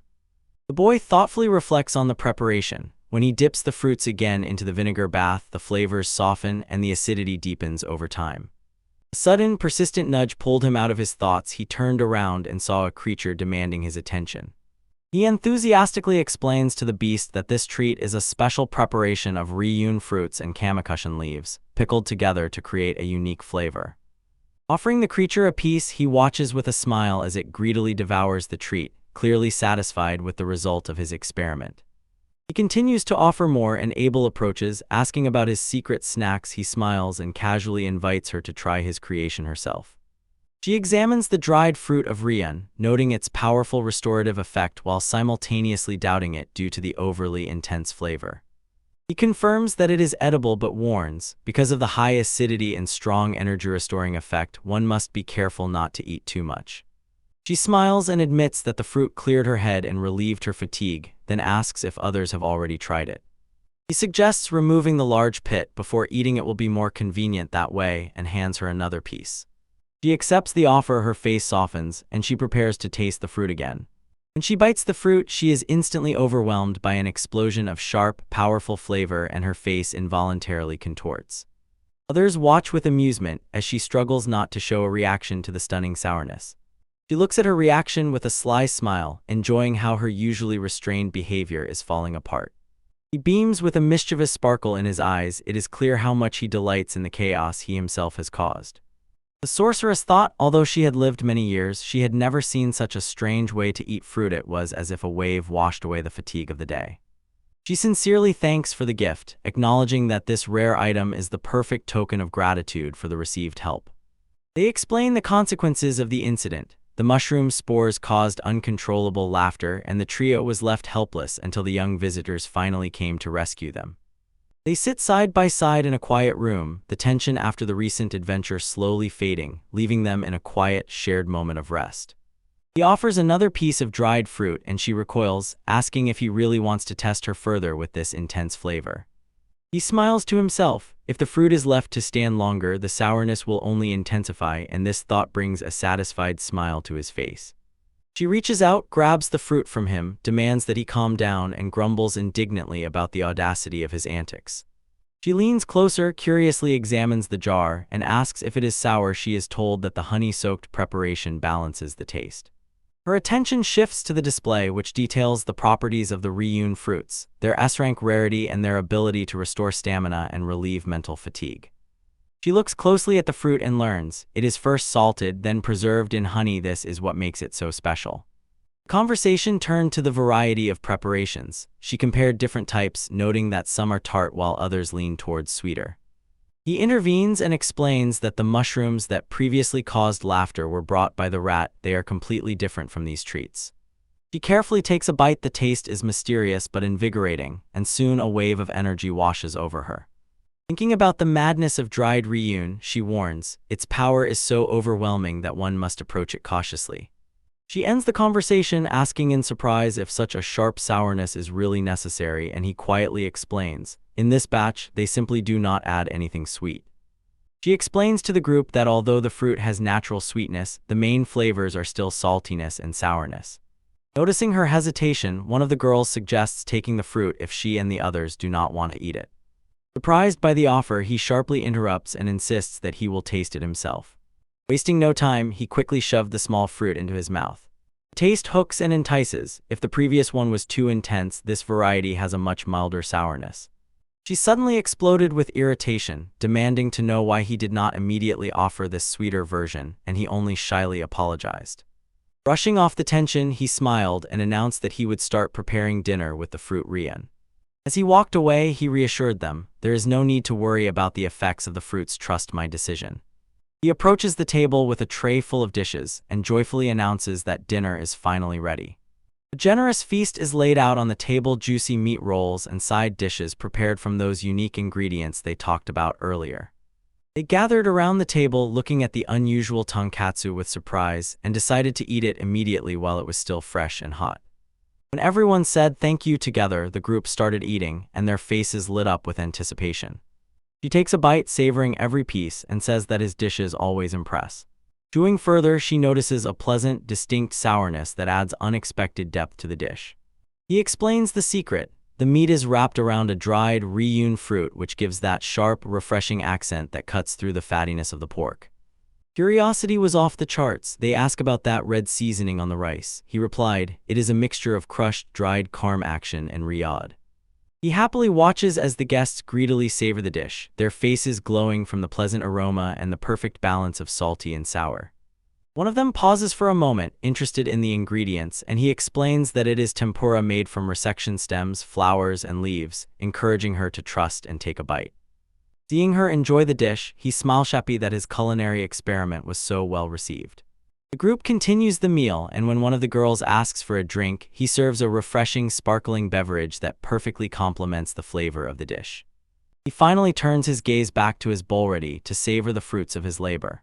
As he prepares to eat, one of the women asks if he really intends to eat that portion, but he remains focused and savors the unique combination of ingredients. He closes his eyes and enjoys how the sourness and saltiness perfectly combine with the natural sweetness of the rice. With each bite, his appetite grows stronger, and he eats with sincere pleasure, fully immersed in the dish he prepared himself. He offers others to taste his dish, and they look at him with distrust, seeing how sincerely he enjoys it, and say how delicious it is. While others hesitate, he smiles, confident that later they will appreciate the unique flavors he prepared, and he himself finds deep satisfaction in them. Grand hands the buyer a small bottle, and the buyer beams with excitement over the new manicure product. Grand smiles in response, grateful for the successful sale while the store thrives. Finally, the day of restocking at the past store has come. The boxes are lined up in place, ready to handle the growing demand. The rumor about the manicure product instantly spread among local women, all thanks to those who tried it at the festival and recommended it to others. He clearly remembers the day when a young woman entered the shop to pick out nail polish to match the appropriate hand cream, and this pushed his inventors toward a new idea. Since then, he offers a service, applying polish and painting simple patterns on clients' nails, a gesture met with great gratitude. This polish is a true alchemical wonder made from jelly of slime, troll fat, and dyes from flower petals, and he perfected the recipe through diligent experiments. Applying the polish requires precision, especially when it comes to the tiny brush attached to the inner lid. Making it in such a compact size is a real challenge. He continues to personally remake potion bottles, but demand is crazy. Supplies often sell out completely by noon. He figures out how to run his trade. If customers bring their empty bottles, he can sell the varnish cheaper and still not run out of stock. Looking for a more permanent solution, he writes a letter to Abel, hoping she can negotiate with the royal merchants and secure a steady supply of containers. As the day goes on, he explains to visitors that the varnish is already sold out, but notices growing interest in individual nail designs. He pays attention to a client and carefully paints delicate patterns on her nails for a fee of 5 silver coins. Recalling his past life, he catches himself wondering, were such specialized nail salons ever common? And in the familiarity of this craft, he feels a warm reassurance. At first, he doubted his artistic abilities, but admits, natural dexterity honed by practice made this work surprisingly manageable. The client sincerely thanks him for the neat work. It is clear she is delighted with how her hands have been transformed. Smiling contentedly, he prepares for the next task, confident in the path he has chosen. He proudly shows his work and watches as his companion genuinely rejoices at the result. She walks away and he waves amicably. The quiet satisfaction of a job well done still lingers in the air. Returning to the station, he warmly talks with the shopkeeper, who smilingly notes that his appearance always boosts their sales for the day. The boy nearby beams with excitement and impatiently asks him to come more often. After all, he promised to share a few recipes. In response to the boy's enthusiasm, he suggests taking a lunch break as soon as the flow of customers subsides. Their conversation is interrupted by heavy, measured footsteps of a newcomer approaching the store entrance. The visitor entered with a single purpose, decisively demanding to buy out the entire available stock of nail lacquer potion. When he was told that there were no more supplies, he clearly blushed with excitement, but immediately intervened and offered to reserve the entire next shipment for himself. He calmly says that the potions are intended for his acquaintances, but the old merchant still does not believe him and insistently demands to know if he really brewed them. Despite the merchant's distrust, he is forced to sell his entire stock of nail care potions to that man's store. He says that mass production is unrealistic, special containers and brushes are difficult to make, and the merchant is noticeably irritated. The merchant offers to give only the liquid, but he categorically refuses, insisting that without the unique applicator the thing simply won't work. He maintained a professional boundary and coldly said, both the formula and the containers are registered with the trade guild, they are not given to anyone. The merchant indignantly boasts that his firm is one of the most influential in the capital, and is ready to offer huge money to make a deal. He remains unshaken and calmly explains, he is a master used to dealing only with equals, so if the merchant wants to negotiate, let him bring his superiors to the table. With a steady gaze, he finally asks the merchant to state his name. This is a sign that the real negotiations are just beginning. He watched as the persistent merchants fussed and fled, and his heart clenched when he realized that the man was already about to return. Returning to the shop, he firmly closed the door and left that lingering tension from the encounter behind it. Inside, he calmed his companions, promising to resolve any future troubles himself so they would no longer have to worry about such unpleasant types. He insisted that they not let this trouble weigh on them and offered to watch over the shop himself whenever he was nearby. The boy noticed that the merchant seemed to look down on others and thought that such people rarely make honest and fair deals. He nodded and sighed with relief. Good that the man was sent away, and his companion added that such people most often ruin themselves. The conversation changed. They began talking about a trip to the capital, and the boys immediately suggested going together on the next supply run to scout the merchant's firm, but he warned that the road would be dangerous because of dragons. Casting off the day's tension, he decided it was time to clear his head and enjoy a well-deserved meal. He sat at the table, curiously examining the unfamiliar ingredients served to him, and learned that it was gathered right from their fields. The ingredient known as kabori is a fruit with yellow pulp that breaks into thin threads when cooked and becomes a perfect substitute for noodles. They take these strands and prepare a dish from them, generously topping it with a thick, rich meat sauce made from green dragon mince and tomatoes from their garden. Food was ready. The group began their meal, enjoying the flavors of their homegrown harvest. They enthusiastically say that the rich meat sauce perfectly pairs with the light, silky kabori noodles. It's impossible to tear oneself away from this dish. He notices that the sweetness of the tomatoes rivals even the most exquisite fruits, and the soup refreshingly balances the dish. Group froze, fully immersed in the pleasure of the homemade feast. He finishes the meal with a sip of soup and notes how the simple seasoning of rockbird broth perfectly cleanses the palate. He watches as the boy eagerly extends an empty plate and asks for another serving of the tasty dish, while the woman nearby sighs, a bit amused, a bit resigned to his insatiable appetite. Laughing, he ladles more and says that such a reaction is the greatest joy for a cook, even though the supplies are visibly dwindling. The plate emptied in a moment, the metal fork clinked against the ceramic as the last piece disappeared. When the meal ended, he smiled and suggested leaving the remaining ingredients, encouraging them to cook this dish themselves whenever they wished. The boy points out the practical difficulty. The recipe may be simple, but obtaining green drek meat and broth from the rockbird is a real hassle. She smiles and complains that his cooking has spoiled their tastes, warning, now they won't settle for anything less than such exquisite food. In the local tavern, noise and bustle fill the air. Visitors gather and have no idea about the quiet meeting in the corner. He arrived late to the gathering, briefly apologized, settled in, and began their secret affairs. She lowered her gaze to the table with a serious expression on her face, confirming that everyone had arrived and it was time to start. They began quickly exchanging information. Their target was seen near a small town, probably attracted there by a recent monster investigation. He gladly devours a plate of his favorite fried dish, feeling lighter at heart, and they continue discussing strategy. She wonders, why would an adventurer of such rank wander in such a quiet, remote area, far from the usual dangers of forests or plains? She increasingly suspects, could the restricted access to the local territory and the presence of an unexplored forest be connected to recent attacks? They decided that their target most likely investigates frequent monster appearances in this area, and this hints at a deeper mystery at play. She clearly remembers seeing the target late at night in the royal capital together with his companion. Her companion froze in obvious shock, almost dropping the device from her hands when the realization suddenly hit her. The group burst into a series of excited whispers, jokingly saying that the official came to kill them. She continues her report, saying the couple was seen heading to the flower district, and suggests that after the fight it is natural for the man to seek such company. Embarrassed by the hint, she instantly apologizes and insists she is just providing a professional service. She clearly states their mission is only to observe from afar and not cause trouble, and asks that all new observations be reported to the Royal Guild. The conversation changed when she suddenly said that the person named Kuroma had not been seen near the target recently. She adds that she recently came across the target in the dungeon's recreation area, where he was seen eating homemade bento. He says that as soon as the guild matter begins, the target will likely not stay in the dungeon but move to the tavern in the capital. Overwhelmed by what this means, they are deeply moved by the thought that someone brought homemade bento into the dungeon.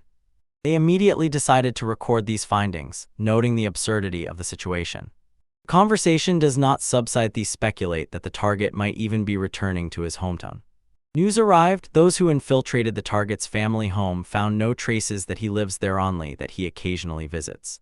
He understands if the target often appears near PMOD, it means he uses teleportation magic to get all the way to the capital. They are breathless when they realize the one they are looking for probably lives with someone. In a small town far from the capital, the target quietly lives with his companion, and their domestic life touches observers deeply. They considered the consequences of their mission and noticed the place where the target is located is not easy to inspect by chance. One of them suggested continuing the investigation of the guild's activities alone, acknowledging that their joint presence might attract unwanted attention. They agreed to act cautiously so that their questions would remain unnoticed and not cause a commotion. When the planning phase ended, they raised their glasses to the success of future efforts, thus concluding the official part of the meeting. A few days later, the atmosphere changed. In a quiet town, a woman diligently prepared coffee, and the rhythmic grinding of beans filled the air. The bell rang as a young man entered and asked for a table for one, but his mention of a companion completely caught the woman by surprise. Settling in, he smiled and said he had come from a distant country and really wanted to drink a cup of coffee, and the woman immediately asked if it was his first time tasting their coffee. She warmly welcomed him to the cafe, handed him the menu with a polite smile, and he sincerely thanked her for the hospitality. He sat by the counter, and his presence so unsettled the woman behind it that she suddenly blushed and barely kept her composure. Embarrassed by the sudden request, she stammered in her reply, blushing even more under his unwavering gaze. He ordered coffee and a sandwich, politely asking what kind of coffee she liked. The young man thoughtfully spoke aloud about his tastes. He could tolerate bitterness, but he much preferred a mild, aromatic flavor. He nodded and promised to prepare the drink exactly as he liked it. In a moment she returned and with refined grace poured steaming coffee into his cup, and he watched in fascination as the dark liquid swirled. He took a sip and smiled sincerely, showing gratitude for the perfect taste, and she responded with a modest, relieved smile. She smiled gently and said that refills were free up to 3 times, inviting him to relax and enjoy the meal. He sat quietly, enjoying the thought that the coffee he was drinking was brewed by the hostess herself, and it was almost unreal. Having asked for a refill, he did not take his eyes off her. She gracefully accepted the order and promised to return soon with a cup of freshly brewed coffee. In a moment she returned with a steaming cup, and he sincerely thanked her for her care. He thoughtfully gazed into the espresso, and she began to explain all the tricks of her preparation, noting that although she often uses a siphon, she carefully prepares the milk so that it enhances the coffee's flavor. She spoke passionately about the aesthetic appeal of the siphon, admitting that it requires more care, but the delicate taste it gives is worth the effort. He listened attentively as she compared the differences between drip coffee and espresso. Her genuine enthusiasm for the craft became increasingly evident, and he was somewhat amazed by her deep knowledge. Having finished the drink, he sincerely thanked her for the excellent choice of beans and said that his companions would definitely appreciate this quality just as much as he did. As he was leaving, she thought about the meeting with pleasant excitement and was already eager to write down all the details of their conversation so that others could read it.